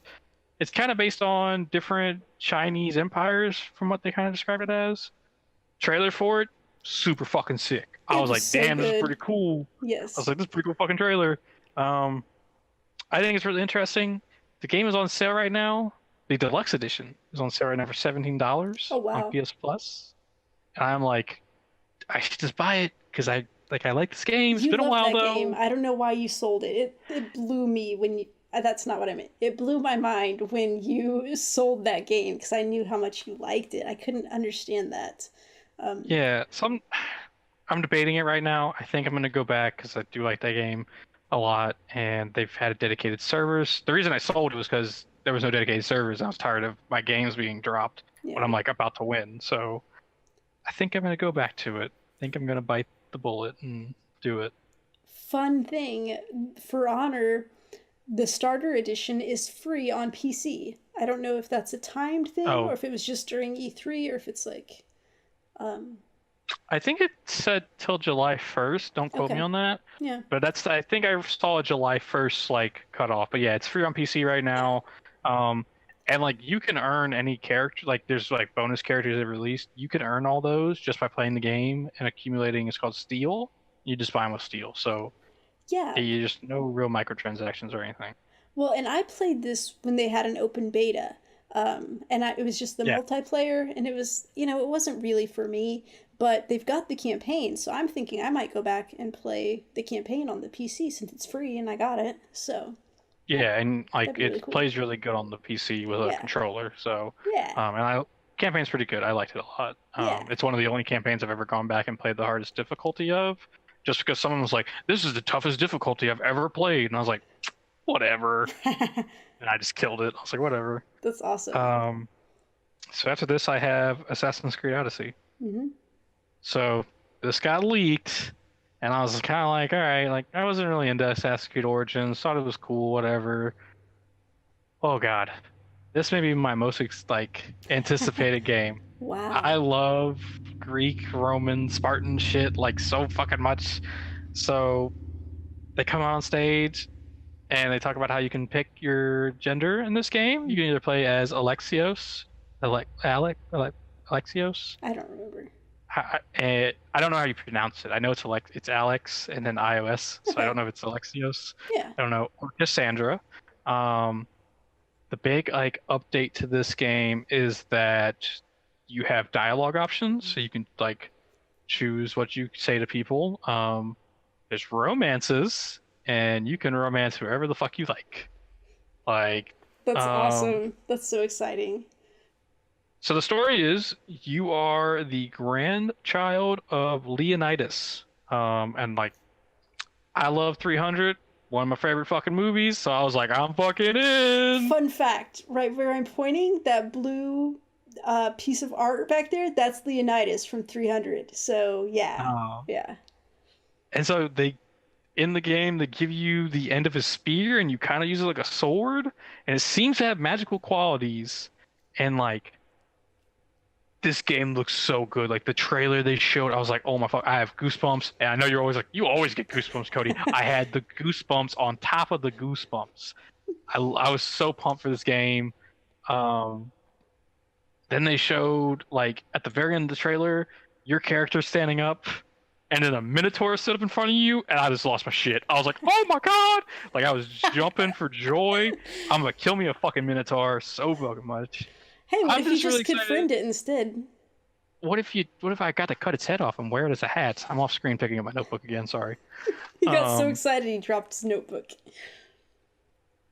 Yeah, and like I'm excited to see what they do with the Greek mythology. I'm excited they got fucking Socrates and he's giving you shit for killing people. Like this game just looks so good. Like I'm so excited.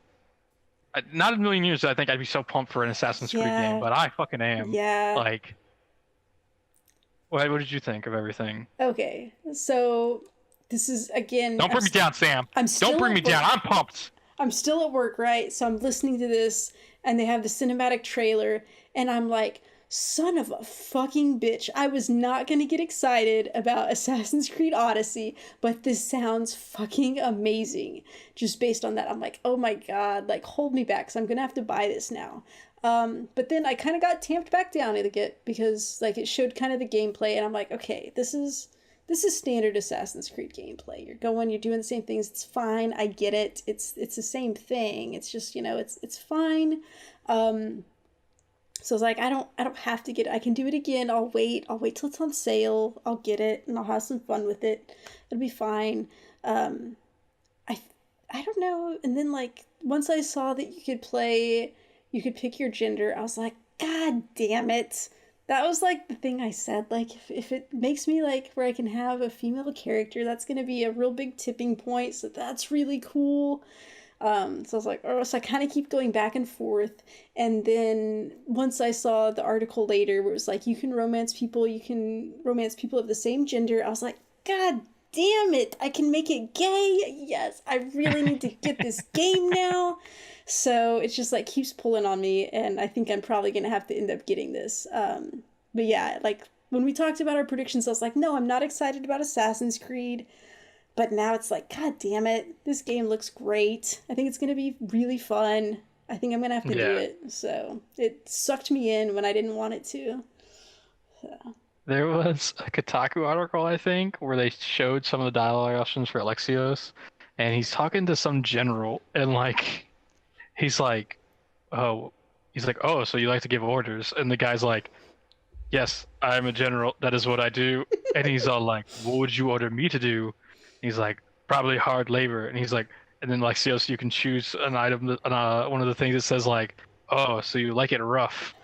And like, the dude gets all flustered and he's like, I see what you are doing, but my heart belongs to another. Aww. And I am madly in love with her. And then Alexios is like, oh, okay. I was just dying laughing at that. I was like, that's so fucking cool. I'm really excited for this game. Like, I think it's gonna be really cool. I'm so excited to see what they do with everything. So yeah, my opinion, I thought Ubisoft had the best conference.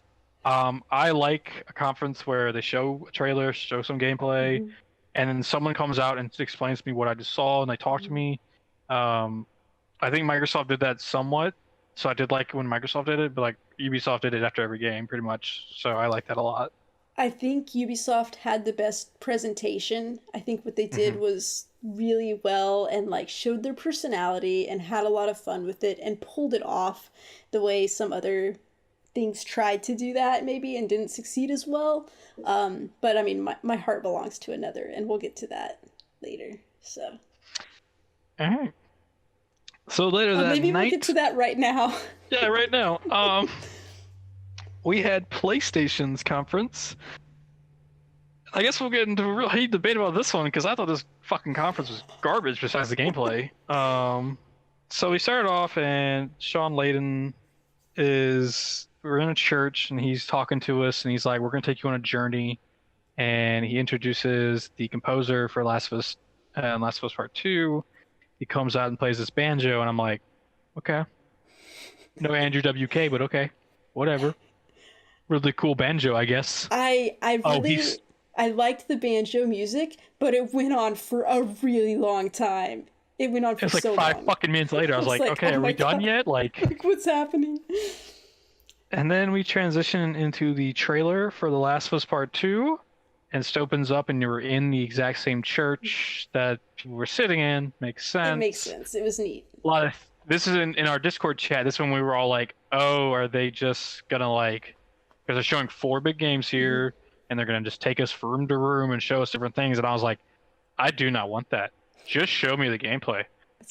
So trailer starts. Ellie is like leaning against a bar. You see she's got a cool half sleeve. I was like, "Fuck yeah, Ellie!" Oh, real Um, quick question. I was just one thing that I was thinking about. Like, does she have that half sleeve, possibly, probably, to cover up where she got bit? Do you think? maybe. Because that seemed I think like that is the arm. maybe, yeah.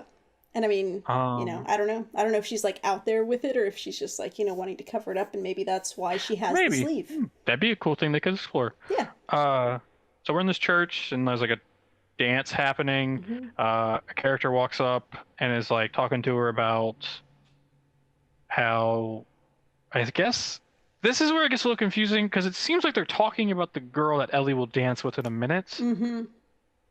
but it made no sense Well, because no, I can explain to you what's going okay, on. okay, Okay. okay, I'll go. I'll tell you what's going on, okay? So she's been looking at this girl dancing who's having a good time with this guy, whatever. So this other guy comes up. He's like, whatever, talking. And Ellie says, I give it about 2 weeks before you guys get back together. So obviously, this guy and the girl she's watching have been dating. And he says, oh, like, has she been asking about me? And she's like, make that 1 week. So they used to be together, whatever. Girl gets done dancing, comes, grabs Ellie, brings her out for a slow dance. They're dancing, they're talking, blah, blah, blah. The girl kisses Ellie. So it was really exciting to see two girls kissing on like the first presentation for Sony. It was just like, what? This is great. But also, like, I'm like, what?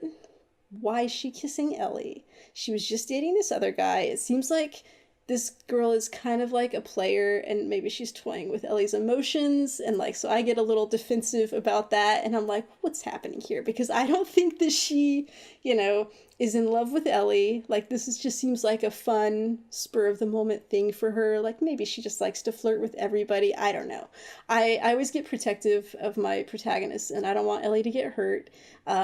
So I don't know what's going on with that. But I'm still happy that we got to see a same-sex kiss. So, Okay. but the really cool thing was they're kissing, the camera pans around behind Ellie's head, and when it comes out the other side, major scene change. You are in the heat of combat. She has somebody and she's stabbing him in the neck, straight up slaughtering him. It's very gruesome, very violent, and then it leads into this gameplay trailer. Go ahead. So as you're transitioning, you get a close up of the girl she's dancing with the arm, and she has a bracelet on. Oh. And then as we go to the scene where she's cutting into this dude's neck, you see Ellie is wearing that bracelet. So Oh, I some didn't people catch believe that. there's theory here that either they are now dating and she gave the bracelet as like a good luck charm, Oh, or that person's now dead oh and Ellie shit. is wearing the charm. Yeah. I hope it's the Oh, first fucking one. Oh yeah, I hope so jeez. too. So yeah, she's stabbing into this dude's neck, and then she's like kind of creeping through the grass. Um, and she sees one dude is kind of like hanging there, and then another dude who we assume is like a bad guy walks up and just guts this dude. Like, this is a brutal fucking trailer. Like, I was like, holy shit. Well, yes, but also the fact that he cut this guy's stomach, that's exactly what was going to happen in that previous trailer where it had that woman that was hung up Oh yeah, yeah, and yeah, they yeah. had that whole big thing. So I don't know what's going on with these people, gutting people, but that's something that happens in the world in this So game. painful way to die, I guess. Yes. Yes. Yeah. Okay. Um. So I guess Ellie steps on a branch or something, and they're like, "Oh, we heard something spread out." And I like, so thought they heard Ellie something else. maybe I could have sworn it was like Ellie stepping on a branch. I don't know. And so Ellie's like kind of sneaking around, and she's trying to kind of avoid these people, and then one of them runs into her after she starts to kill one, and then shit starts hitting the fan, and Ellie is in survival mode. She's like, "Oh shit! Yes. Oh shit! Oh shit!" It's Um, fantastic. There's so much action and she has to like go hide and then she'll sneak up on someone and kill them and then it just like goes on and on. She'll get shot at, she'll have to run away. It was really intense and fantastic. Yeah, we get to see some of like the mechanics of like Mm-hmm. how the bow works. We see the pistol in action. She We does see the some quick crafting. crafting, yeah. Yes, she does a really, and the new crafting menu looks really cool. She crafts an explosive arrow and just fucking nails somebody in the back of Yeah. the head with it, and it explodes, and they just fucking die. Really cool. We see like kind of like a not boss almost, but like this dude has like a sledgehammer and is just fucking wailing Mhm. on Ellie at one point, and she kind of I think did she kick him in the nuts? I think that's what she does, right? I don't recall. I think she kicks him in the nuts. He falls to his knees, and she turns, I think, kills somebody, and then takes the hammer, the like kind of angled end, and just whacks it into this dude's head. And this is when the camera then like swerves back around, and we're right back to the kissing scene, Yeah. and you see Ellie is happy, Hmm. and it kind of like works out because people shoot the girl she was talking to said like people should be terrified of you, Ellie. Yes. And you Yeah. see why people should be terrified of her because Yes. she's Oh, fucking people up. it was so Um, good. yeah, super brutal, but I loved it. I can't wait for Yes. this game. I love The Last of Us. It's one of my favorite games of all time. I really want to know what's going on with Joel though, because we're Yeah. now two trailers in, and we haven't, or three trailers in, we haven't seen Joel yet, and I'm like, oh god, please Well, let me. I They thought mentioned him. they mentioned him Well, in this okay, one. They we referred to the see old him. man. We see him in the first trailer because he walks into the room and Hmm. he's like, and she's like playing the guitar, Yeah. and she's like, I'm gonna kill them all. But there's a lot of like theories that he is not really there, that she is pretending he's there. I would just Or like concrete there are evidence flashbacks because like or this flash. part in the dance that could be before this game really starts, and Mhm. he could have been alive there, and then something happens, he's dead during the main gameplay. I don't know. I just want to know. Just want to know if we're killing my boy Joel. I love Joel. He's Oh my such a god. good dad. Okay. So, I've talked multiple times before about how I do not enjoy The Last of Us, and I've never finished it. Um, mhm. I have gone back and tried to play it multiple times, and I will say, like, the only reason that I've made an effort to go back and try to play it is because I was spoiled and I knew that there was a DLC where it was revealed that Ellie liked a girl. So I was like, oh, well, I want to like support this, I want to play it, but I just like could never get into it. And I was like, God. So after the Sony conference, I was like, God, I want to go give it another go. I want to try this because I'm so excited for Last of Us 2. Um, and so I went back and I started playing it, and I'd been on voice chat with Byron, and I was like, Byron, I'm gonna go do this. He's like, all right, hey, just take your time with it. And I was like, yeah, okay, whatever. I just want to be done with this, whatever. But then I got into it, and I really did start taking my time. And I think that, and also just like seeing Ellie and seeing like how gay everything's gonna be, made me really excited. And I've really started enjoying the game. Um, I think before, like, I just didn't like all the slow walking and talking at the beginning because I just wanted to get into some action. And so I got this, like, bad taste in my mouth. And then I just wanted it to be over as fast as possible. So I kept trying to rush through it. But as soon as I really did stop and just, like, take my time, like, I'm going through and I'm looking everywhere to, like, loot for items. So, like, I always have enough stuff. Like, before, I never had enough shivs, I never had enough first aid, but now I like always have fully crafted, and then like all of my supplies are filled up because I'm like going around exploring everything. I'm navigating better because after I look around everywhere, I know where I should go. Also, if you like fuck around long enough, it'll be like, hey, do you want a hint? And you can push the button to get a hint on where to go, which is nice. Um, and then in a really weird thing, after watching the trailer and watching the gameplay on how Ellie was fighting these guys, like it made me better at combat when I went back to play the first one. I'm like, okay, like the stealth should be pretty easy because like she was like right there and then she hid and they're like, where'd she go? So like I'm doing that and I'm like, oh, they lost me. I can go hide right here. I've gotten a lot better about using my explosives and throwing stuff and just like not even having to engage with enemies as much, just like taking them all out without that. And then my stealth has improved so much as well. So I'm really enjoying it. I spoiler alert, I guess, for Last of Us if you haven't played it. I got to a part where I get to play as Ellie, and I got so excited when I got to play as her. But now I'm at a really hard part. I'm having some problems because I've entered a spot where I don't have weapons really much, and Yeah. it's fucking me up pretty bad. So, but hopefully I'll get through it and it'll be okay. But I'm having a good time, and like the way I'm playing it now, I'm like, this is really kind of like a Resident Evil game. Like I take out enemies and then I like go around and loot for stuff. This is I don't know why I had such a problem with it. Um but like I really needed, I think, this trailer to like get me hyped up for it again. So I'm excited for it. But yeah. All right. And so at this point, they mentioned that we're going to an intermission.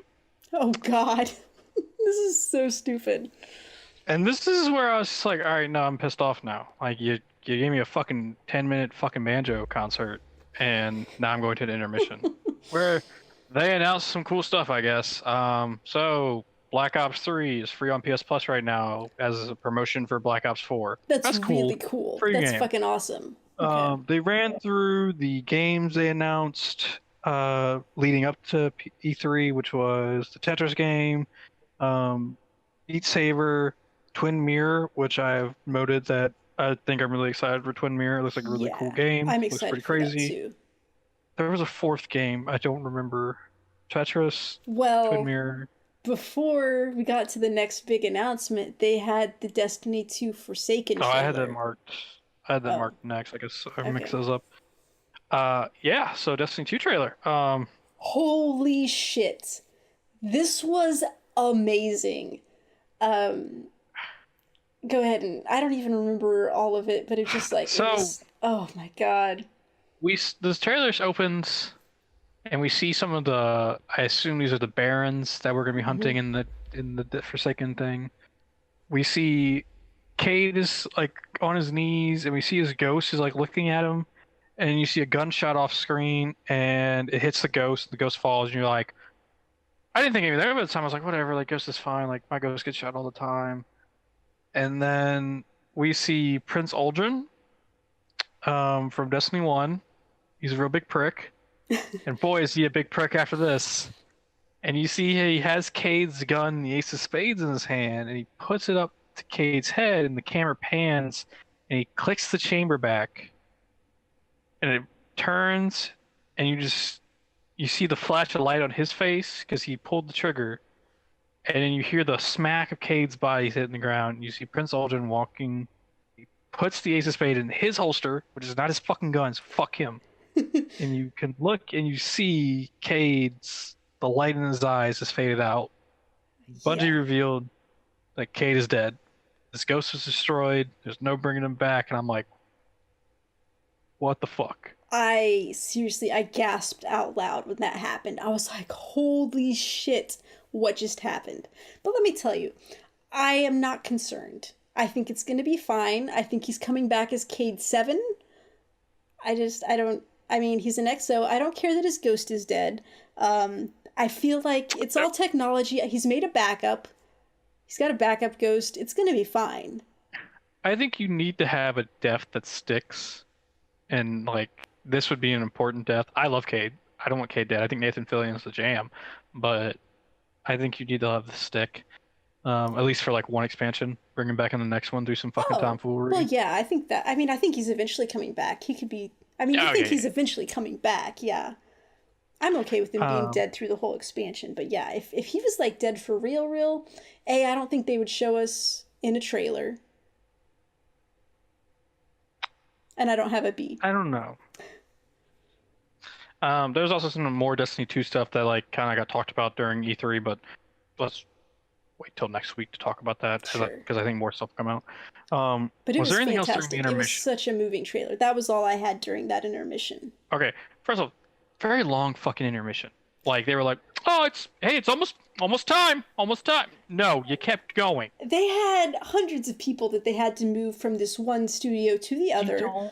This is why this is a bad presentation. You don't fucking do that. Respect people. You don't do that. It was cool that they were in the church, but it was not necessary. You can do the same with lighting. You could put up tents over the people. You could do stuff with scenery. You didn't have to move locations. I think this was a very poor plan on Sony's part. I think it was very poorly done. But I'll say the content of their conference overruled all of my negative feelings about the presentation. So I'm over it. But don't do that again, Sony. It was not a good idea. So we go to this big area where we're just going to see all the games from here on out.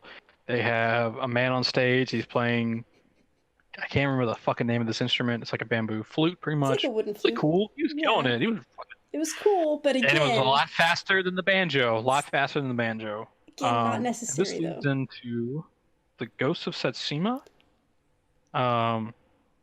So this is a samurai RPG game. It's set during the Mongol invasion. There's some parkour. I noted that the stealth looks like Arkham. Very beautiful game. Like your character is riding a horse through these wheat fields, and like it just looks fantastic. You're doing the sword fighting. It looks amazing to me. I was the like, combat cool. looks fantastic. It looks just like, well, kind of like Hellblade, where you've got to like do your dodge, your parries, your attacks, and it's just like, oh, I'm so excited for this game. One thing that I noticed, at least for Last of Us 2 and Ghost of Tsushima, at least for the gameplay trailers that they were showing, like the screen was completely empty. There was no HUD, there was nothing on it, there were no prompts. You're just like, on Last of Us 2, stuff would pop up like when it needed to, but like it's just such a clean experience. And part of that got me thinking about like what Sony is doing with their first party games. It seems like they try to convey an experience rather than just like a great game. Like anyone can make a great game, but they're making like a really immersive experience, and it like makes a difference and stuff like that. Just like having nothing else on the screen, it keeps you in it, and it's so good. But man, this game looks amazing. I'm so excited for this one now. Like I was kind of before, I was like, yeah, it looks cool, but it looks fantastic. I don't think this game is for me. Like, fuck you, Cody. Come on. Okay, hey, hold on. Come on. It looks amazing. I don't think I want to play this game. Like, How I wasn't are you not excited by it? I don't know. Like, I was kind of like, okay, this is cool. Like, it's just not for me, I don't think. Like, you like sword fighting. Oh, don't worry. This is the first of many games. Up next. Wait. Hold on. I still wanted to talk more about this. Okay. Because there was another moment in this trailer that made me gasp out loud, like, oh my God. Because you're playing as this male samurai, and you meet this badass archer woman who's helping you out, and you're fighting to kill all these bad guys to free this monk. And you get him free, and then all of a sudden this lady turns on you, and she's like, this monk has betrayed me, I have to kill him. And it's like, whoa, you think you're allied with this person, and then it turns out not, which I also thought, and Meg's thought too, that was like, that maybe shouldn't have been revealed in the trailer, because that would have been a nice twist to discover in game. But it was very surprising and moving, and I enjoyed it, even though I kind of wish it wasn't there. But yeah. Looks awesome. I'm excited for it. Yeah. Okay, you can continue. Up next, I have Control, the new Remedy game. These are the people who made Alan Wake and Quantum Break. Looks really cool. Like, you're this female who has like this gun that's like morphing, and like it's like a transformer gun. Stop time, and like Remedy makes some cool games. I remember like hearing a lot of good things about Alan Wake, and it's on backwards compatibility with the Xbox. I've been really wanting to get back into Alan Wake because that game seems super awesome. Here's the thing. I tried Alan Wake, but I didn't get into it because it seemed like it was mostly a walking simulator where you just like walk around and look at things, and then you have to avoid stuff maybe. Yeah, and you don't like those games. I don't like those. So it's not for me, but because my friend Jesse gave it to me, and he and his wife love that game, so I've heard real good things about it, but I'm just not super into it. And I've never tried Quantum Break, but I've heard good things and really would like to try that one. But this one looks amazing. Like it's kind of like like in Doctor Strange, where the world would like morph and change and just like do stuff like that. Like it seems like that's happening in the world. It's just like I don't know if you're controlling it or if it's just stuff that happens that you have to deal with. It didn't show a whole lot. What? You don't know if you're controlling it? Hey, Hey! there you go. That's awesome. This game looks awesome. Yeah, Okay. I'm really excited for this one. Um, The next thing on my list, if do you have what I think I have that I'm excited about that I should talk I about? did not write down the certain remake, Oh my so god. Oh but my I god. know this is all you, so go for it. Okay, so this trailer starts off and you're in first person in the point of view of something very small in a supply room and you're like crawling around doing stuff and I'm like, "Oh, so I guess you're a mouse." I'm thinking this is going to be some VR game where you're playing as a mouse and doing weird I thought it things. was Ratatouille, the VR game. Yeah, it could have been. So you're doing that, and then you start to hear some people. They come into the room. There's a scuffle. You see like their feet, like maybe they're fighting, and then like this, the storage shelf falls down and like crushes you. And like the camera changes and you see this rat that's just like dead and bloody and I'm like, what? This is getting interesting. And then you pan over to the people who are fighting, and you see one of them is a zombie, and he's taking a chunk out of this guy's neck. And then you pan over, and someone busts in the room, guns blazing, and it's a young Leon Kennedy, and this is the Resident Evil 2 remake. And I lost my shit on this because I got so excited. I cannot even tell you. This game looks amazing. When I'd heard rumors that there was going to be this Resident Evil 2 remake, and I didn't care. I wasn't excited because the first Resident Evil game had an HD remake or remaster. I don't know what it was. But it was just like they did the graphics up nice. It had the same controls. It was the same like just blocky, like not fun, not smoothly flowing. I was like, I don't need another remake like that. Yeah. I had Resident Evil 2 on the Nintendo 64. I think I got it because I liked the movies and I wanted to play a horror game. Like that was a whole new idea for me, being able to play a horror game. And it was so hard that I couldn't survive 5 minutes and I never got to play that game because I was just so bad at it. So I wasn't excited. I did not come into this excited at all, but this is a complete remake. This is not some little remaster. They have Yeah. got the graphics looking amazing. These zombies are just like bloody, nasty looking gore fests. The controls look like a game you would play today, like a shooter you'd play today. Like you've got the same kind of controls, not the blocky tank controls that the old games had. Um, it just looks so amazing, and I am so excited for it. I'm so excited to finally get to play this game. And I can't wait. It's coming out January 25th. And I got super excited when I saw that because I'm like, yeah, January. And then I'm like, wait, that's still like 6 months away, which it'll pass pretty fast. But man, it blew me away. And I just like, man, good job, Capcom. You totally did an amazing job on this. Hopefully, it's going to sell really well and make a big splash, and they'll decide to remake Resident Evil 4.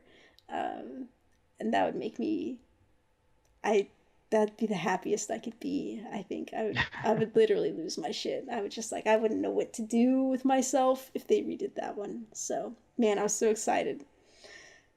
What did you think, Yeah, Cody? this looks really cool. I thought the graphics were really amazing. So I watched there's a video and it showed like comparing the good. game like scenes, like the original game scenes to these scenes. Looks fantastic. Mm, I'm excited for you. Me too. Currently playing through Resident Evil 7, so and we have plans to do another series around a Resident Evil game, and then maybe I'll by the end of this I'll be like Resident Evil 2 is my jam. Let's do this. Let's do So, it. so yeah, I'm really excited. I'm glad you're happy. Yeah.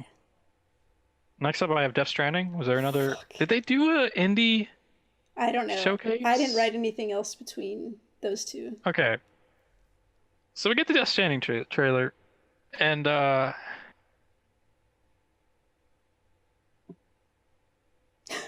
fuck this game. I don't Fuck care this game.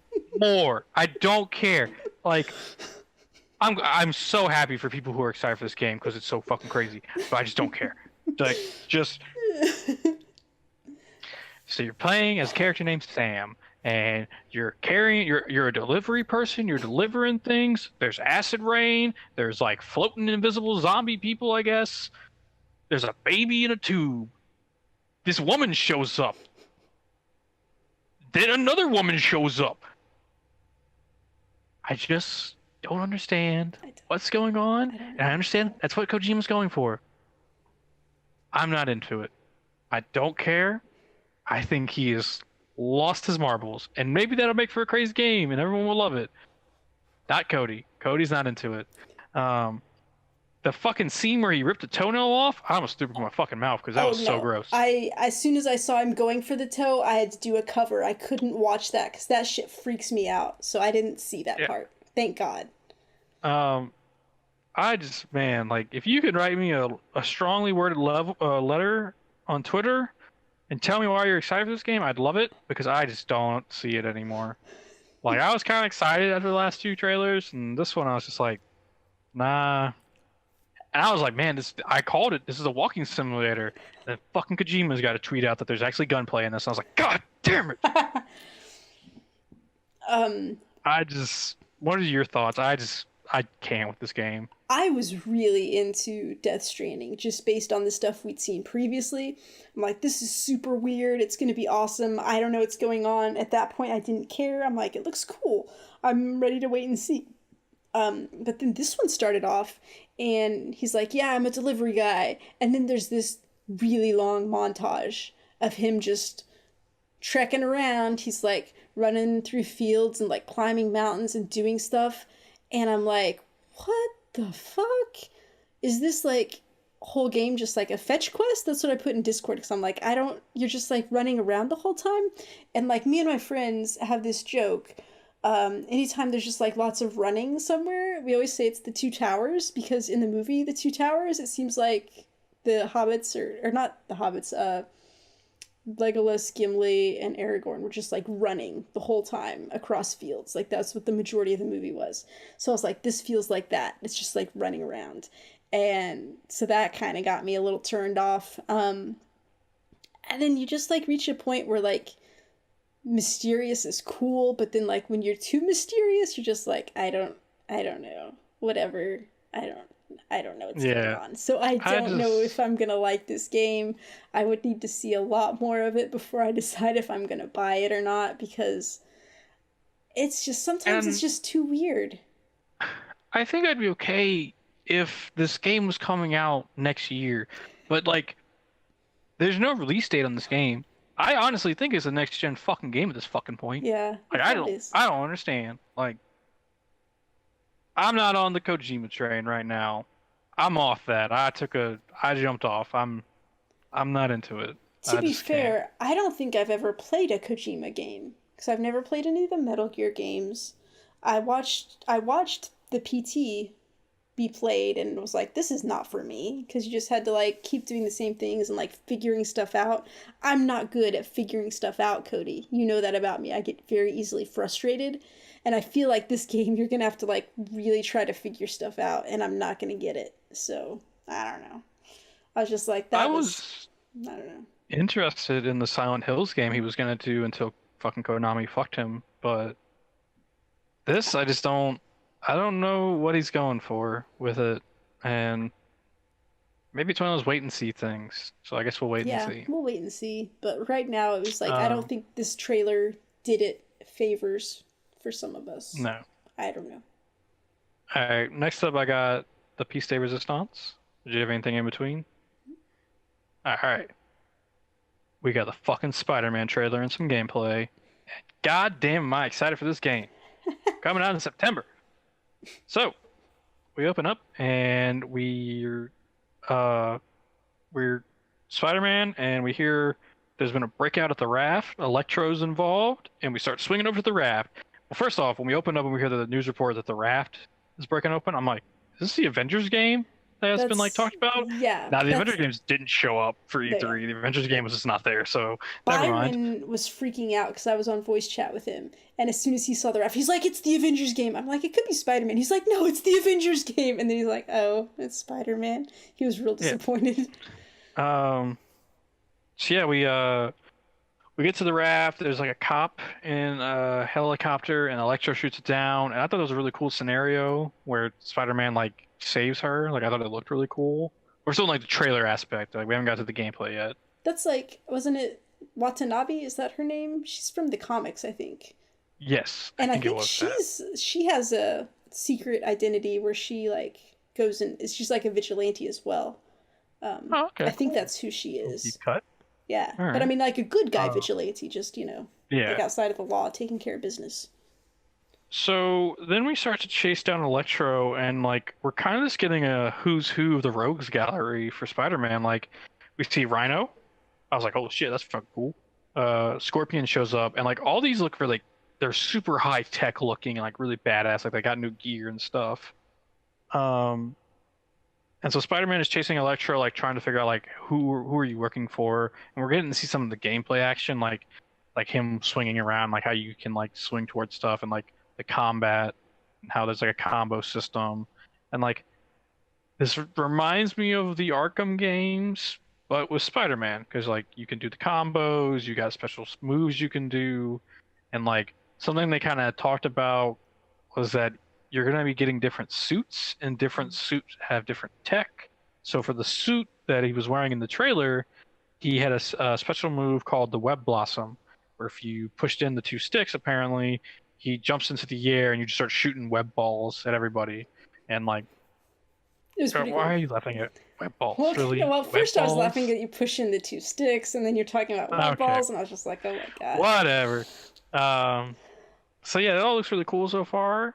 And so we're chasing Electro around a little bit more, and we get to the top of the raft, and the Vulture shows up. I'm like, okay, pretty cool, Vulture.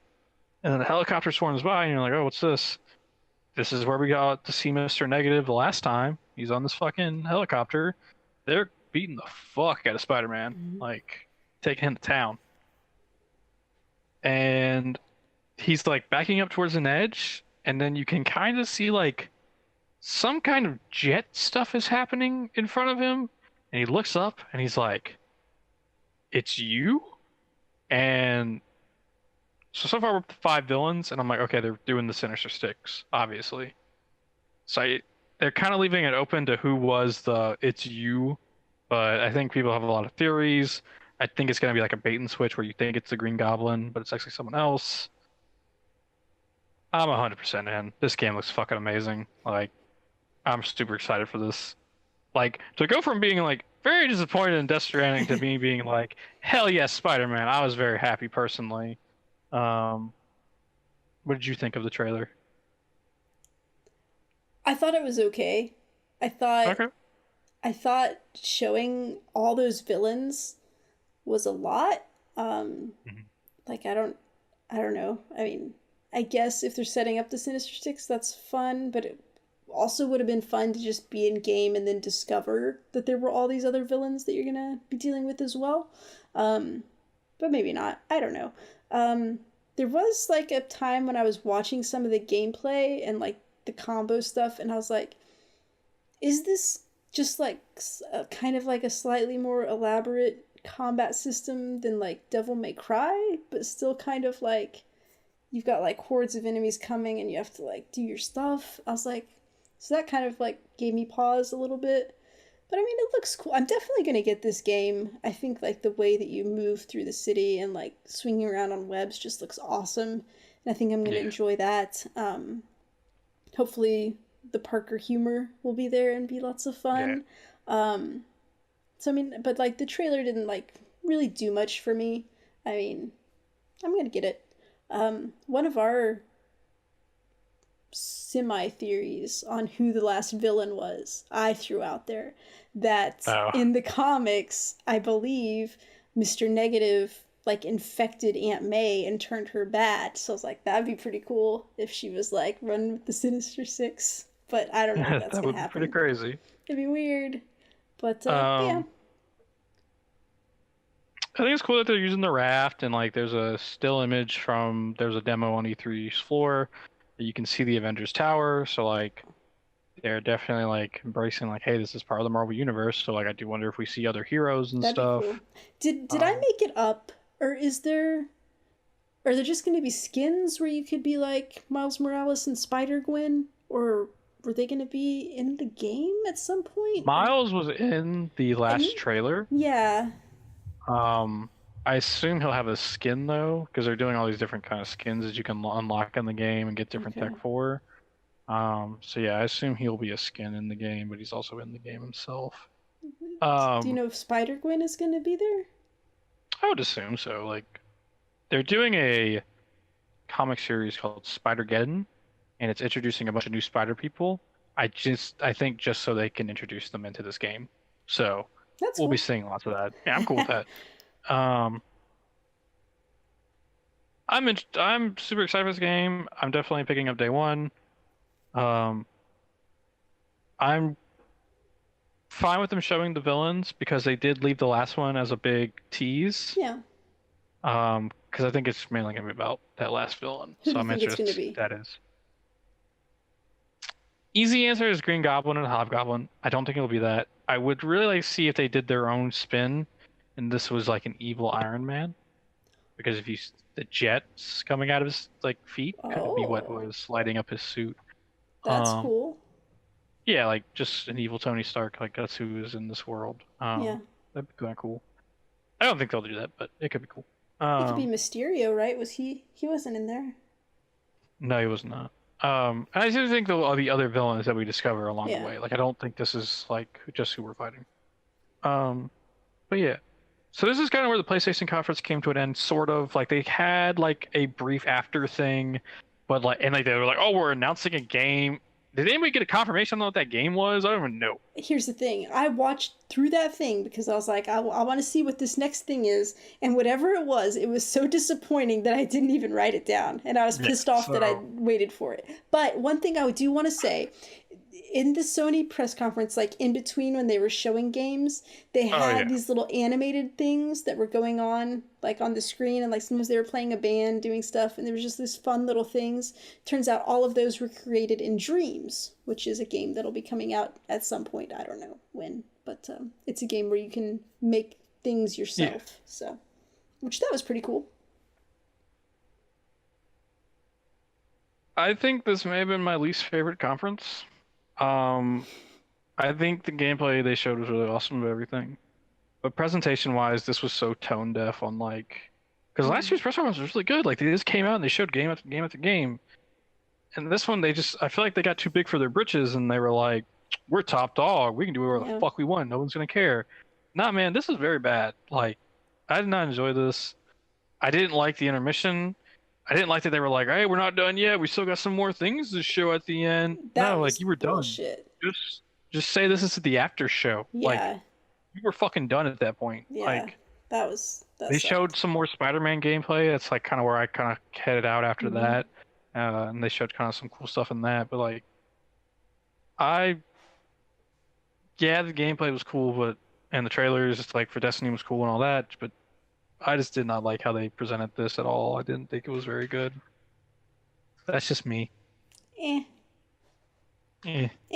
That's my difference. So really, I mean, I was super excited about Last of Us and Ghost of Tsushima, and then I lost my shit for Resident Evil 2, but then it also had Twin Mirror that I was excited about, and Control, and Spider-Man. So like those were like, all that together made it just worth it for me. That was so. I look past the blemishes.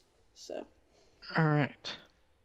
And now we got the last press conference of the show that we care about, because obviously PC gaming isn't that important to us. Oh, so dude, I thought we were done. I for real seriously thought we were done. I was like, what are you talking about? The Devolver show to talk about. Get it together. No, I'm just kidding. This is Nintendo. All right. So Nintendo, I like the way Nintendo does things. They record a pre-thing and like they just show everything. There's nobody out on stage. Cool, whatever. So they started a press conference by showing a game called Daemon X Machina. this really reminded me of like a Gundam game, and I was really in. I was like, this looks fucking cool, man. Like, So this is go for it. again, I was at work. I'd been away doing something, so I came and I was late to it. And I was like, I went to YouTube. I'm like, okay, this must be it. So I click on it, and it's like this heavy metal music and these giant mech suits doing battle in the air. And it looked fucking awesome. But I'm like, am I in the right place? I had to go on Discord and be like, guys, is this right? They're like, yep, this is Nintendo. I'm like, okay, this is cool. So this is like the thing I was most excited about from this press conference because it looked fucking awesome. And like while it was flashing, like I saw like Machina, and then I was like, this, I mean, is this some like weird Nex Machina, like Housemarque took the next step and like made this weird thing, but it's not related at all. But yeah, it looks awesome. So that was cool. Um, Once again, all my shit's out of order, but I know the last thing. They talked a little bit more about Let's Go Pokemon Pikachu and Eevee. They just kind of like talked about the special Pokemon that's going to be in the Pokeball Plus. It's Mew. Wasn't shocked. Kind of knew that. They did kind of confirm that gyms are in the game. They've been kind of reworked. I watched an IGN trailer, and I'm a lot more comfortable now with there's only capturing, not you don't battle Pokemon to capture them. You just straight up capture. So really cool. Nothing really new. They just kind of showed same stuff they showed when they announced it 2 weeks ago.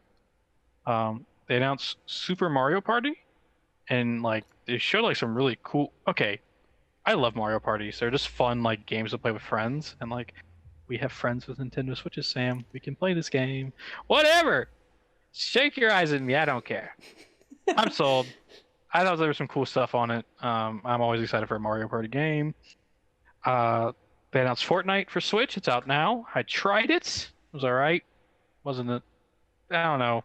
I gotta get my sensitivity down because I was like aiming everywhere. That's what she said. However, let me just also state for the record, in our prediction show, one of my clear predictions was that Fortnite was coming to Switch, and they'd say, and it's available right now. And they did say it's available right now. So I got that one right. So yeah, good job. Yeah. Let's talk about their Nindies. They announced Overcooked 2.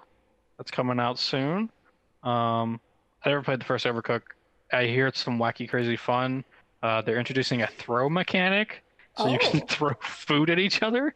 That would be really handy, actually, because like, it's tough. It's a fun game, but it can get very heated if things aren't going well. So. They announced Hollow Knight. Came out same day. I have tried that. I'm liking it. Pretty cool.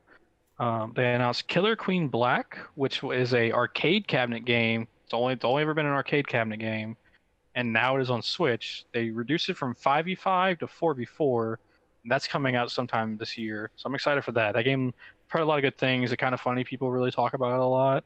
So I'm really excited for that game. Just trying to make sure I didn't miss anything. Is there anything else you remember that I haven't talked about so far? Sweetie, I wrote down Daemon X Machina, and that was all. So yeah, because you're just a hater of Nintendo, apparently. I apologize if I missed anything. So last but not least, very quick, it was a 45-minute presentation. Like, they were very short and sweet about it. It was a 45-minute presentation, 35 minutes of which was on this last item. They announced the new Fire Emblem is coming next year. I wasn't really shocked. I didn't think they would come out with them this year. And I think Xenoblade Chronicles 2 is getting some DLC. And then we get to the meat and potatoes of this. Super Smash Brothers. As it was revealed to be Super Smash Brothers Ultimate. Sam, this is exciting. I'm so pumped. Every fighter from the past 4 Smash Brothers games is going to be in this. I am so excited because there's so many cool characters. Like, the way they talked about it, like, really made me realize, like, this is like the biggest crossover in gaming. Like, you get Solid Snake, you get Ryu, Pikachu, Mario, all these people from different games together. Cloud from Final Fantasy. Like, this is amazing, and they're gonna keep announcing new people. Like, it's so like, I'm so happy, and like they're doing updates to characters. They announced a new character, Ridley, from Metroid, and like so awesome. I'm so excited for this game. It's coming out December 7th. Uh, but man, there's one negative thing that's been like eating at me for the past couple days, and it's just like Nintendo, show Waluigi some love, damn it. He's been a staple. He's been there. He deserves it. He's been working hard all his life for this. You can't give him. He's an assist trophy. I'm real upset about it, Sam. I don't know if you can tell, but and now if you kill an assist trophy, it counts as a kill. That's just bullshit, man. Like, all right, I'm sorry. Give me a minute. Oh, poor Cody. Oh my god, this is so intense. I mean, he loves Waluigi so much. All Whew. right, okay. You're right, buddy. Yeah. What's a fucking assist trophy? What does that even mean? Okay, so there's items in Smash Brothers, and you can throw them, and the assist You trophies are throw like different Waluigi? characters. You throw him on the ground, the trophy pops up, and he comes out with his tennis racket and he starts whacking the shit out of people. But That sounds cool. yeah, yeah, I'm excited for Super Smash Brothers Ultimate. The fun of Super Smash Brothers is like when you get into like, I can definitely see us having community nights where we just get together and we're playing, and like just us all being in a Discord party and like just us all yelling at each other. It's gonna be hilarious and fun. That's the excitement in Smash Brothers for me. I'm not competitive in that game. I legitimately play Captain Falcon and I yell Falcon Punch because that's all I do is Falcon Punch is Captain Falcon. Like it's all I fucking do. So I'm super excited for that. I do think they went on they like the fact that they made this their big presentation. It did go on a little too long. Really long. It was so long. Yeah. But I mean, people have been wanting this, but like, here's the thing: is like Smash Brothers is not a console seller, in my opinion. Yeah. Like Pokemon is, like Mario, Zelda. The Metroid game that you announced last year did not show up this year. Yeah. That's a little weird. Like the Yoshi game that's supposed to come out this year has had no info, and we are halfway through the fucking year. Is it supposed to come out this year? Yeah, it's supposed to be 2018, and like we've got nothing. Like, they're just gonna drop it like randomly. It might not be this year now. Do they call it Yoshi's Lemonade? Because like that Beyonce album. You know Beyonce Lemonade. Just like okay. Dropped out of nowhere. Yeah, dropped out of nowhere. No, I thought you were talking about. Never mind. Yoshi makes really good lemonade now. That's what he does. Whoa! Oh God. Whoa! Earthquake! Good God, Cody! I dropped the notebook on my cable and it just fucking flew. All right, sorry about that. So yeah, I thought Nintendo had a pretty short and sweet conference. Like they got what they wanted out there. They did come out and Reggie announced that there's gonna be a lot of game announcements over the next weeks and months. Yeah. So that's fine. Always an exciting time to be a Nintendo fan. I'm really happy. Like I'm playing a lot more indie games. I almost said Nintendo games on my Switch. Indie games on my Switch. I gave Hollow Knight a try. Really having fun with that. Played Fortnite, loving that. Still playing The Wizards of Legend. I'm super excited for Killer Queen whenever that comes out. Oh, I think you forgot to mention there is also the Splatoon. I don't know why Splatoon expansion or DLC. Something. Yeah. It's like Octo. It's like an Octo expansion. It's based on the Octolings. Yeah, I need to hop in and try that. My niece bought it and was sending me pictures at work today of it. I'm like, oh, that's really cool. I heard if you play that, you get to do a character creator and make your own character, and then when you beat the DLC, you can take that character into multiplayer. That's what I heard. Ooh, okay, all right. Yeah. Now I'm fucking in. You got me. So yeah, that kind of wrapped up E3. Like there was a couple more small little announcement things, like Destiny talked about some stuff. There was, I forget what it is now. We'll talk about it next week. I'm sure there'll be more news on it. Sam, what were your overall opinions of E3 this year? Going into it, I hadn't been super excited about E3. Like I kind of knew what was going to be there and like what I was going to be excited about. I was like, it's fine. But then once it happened, it got me much more excited than I thought I would be. I thought Xbox did a really good job of kind of starting things off and getting us hyped up. And then, of course, I was really happy with Sony stuff. So, yeah. What about you? Yeah. I loved it. I love that we got to see Anthem. I love that we got to see Assassin's Creed, Spider-Man. Like all these games, I'm super excited for now. Uh, I love E3. Like I love the hype around it. I somewhat like that now E3 lasts 2 weeks because apparently everybody announces their game the week before. Um, You got to get ahead of those leaks. They just happen. yeah, I I think it's like a my favorite part of E3 was that we did stuff with the community. You know, we got into Yeah. that Discord party, we talked. Like that's super nice. Like I think we won't get to do this again until Game Awards, which kind of sucks because like the Yeah. Gamescom and Tokyo show aren't that big. So, um, so yeah, E3 Yeah. was a pretty good year this year. I think in my wildest dreams, I would like to go one of these years. Mm-hmm. Just cause I'm sorry, I am just, relax. We're here to just chill out and I was talk. just when you do that, you Just, kind of make a just shape like an eye. Oh, let's do our yeah, show me showing your off the guns. guns. Don't mind me. There we go. That'll be um our screenshot maybe. I don't know. Um, Okay. so yeah, I love E3. It's some of my favorite times of the year because you get to see all cool kind of games. So yeah, all right. Yeah. So yeah, we'll have a regular episode next week. We'll be talking about all the video games we've been playing over the past 2 weeks. You're gonna get a big meaty episode there. Yeah. We'll talk a little bit more about the Destiny 2 Forsaken stuff that's been leaking out. We'll talk about any kind of news that comes up. So yeah, thank you guys so much for listening. Remember, you can comment, subscribe, all that stuff. Leave us a 5-star review on iTunes. Really helps out get the channel out there. We appreciate it. If you want to contact us, we are at contact@geekheartgames.com.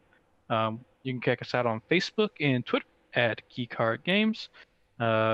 We actually had a question go out about people's announcements and all that, like what were their favorite announcements, and we got a couple of replies of that, so thank you to those people. Yeah. We have a YouTube channel. You can get there by geekheartgames.com/YouTube. Remember to check out the video form for all the cool little after credit sequences we have because we're Marvel movies now. Spoiler alert, there's gonna be a good one this This is a episode. pretty good one. We have a Don't Twitch not channel. safe for work. Yeah, not safe for work. Yeah, don't go there if you don't want to do that.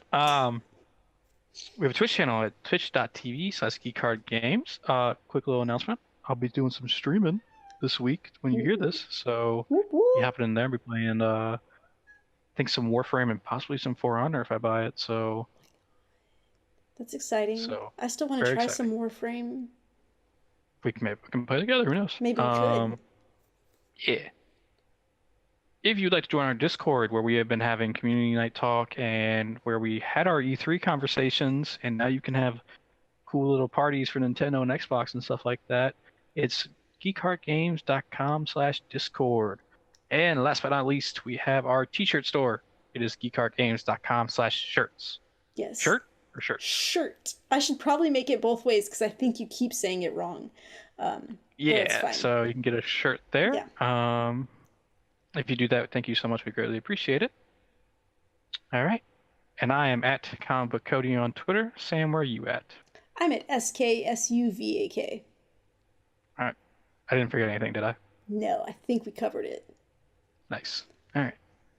Thank you guys so much for listening one more time. We appreciate it. Hope you enjoyed our E3 coverage. Hope you enjoyed this extra long episode because I'm sure this went on for quite a bit. We had a lot to say. It's E3. Extravaganza, as Tom said earlier. You can reach Tom at he doesn't have a Twitter yet, so we'll get one set up. We'll get him on that. Yeah. Yeah. All right, Sam, take it away. We're just two E's who heart threes. Three. I really did not know where that was going when you said the E thing, and I was like, what the fuck? All right, good job. Nice, I like There it. we go. Yeah. Bye, guys. Bye.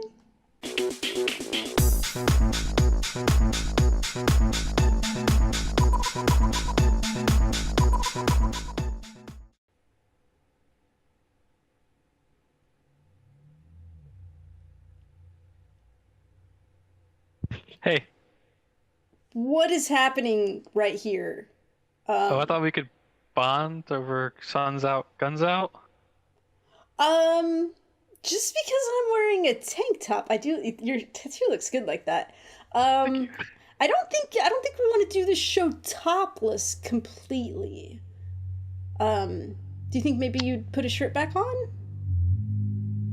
Doing laundry, so Okay. everything's Okay. in the washer. Maybe just sink there. Did that? Hey Yeah. guys. That looks totally normal. I think it'll be fine. Hey. Yeah, How's it's it good. going? Get me off it?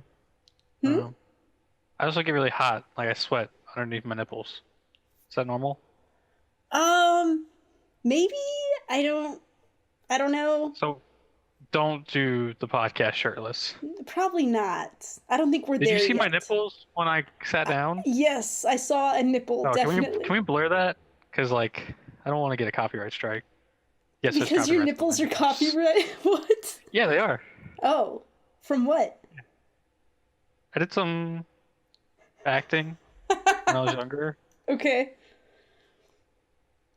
I'm not proud of it, okay? Don't judge me, Sam. Oh, is Some that people do kind money. of that kind of That acting? kind of acting, yes, okay. What was your stage name?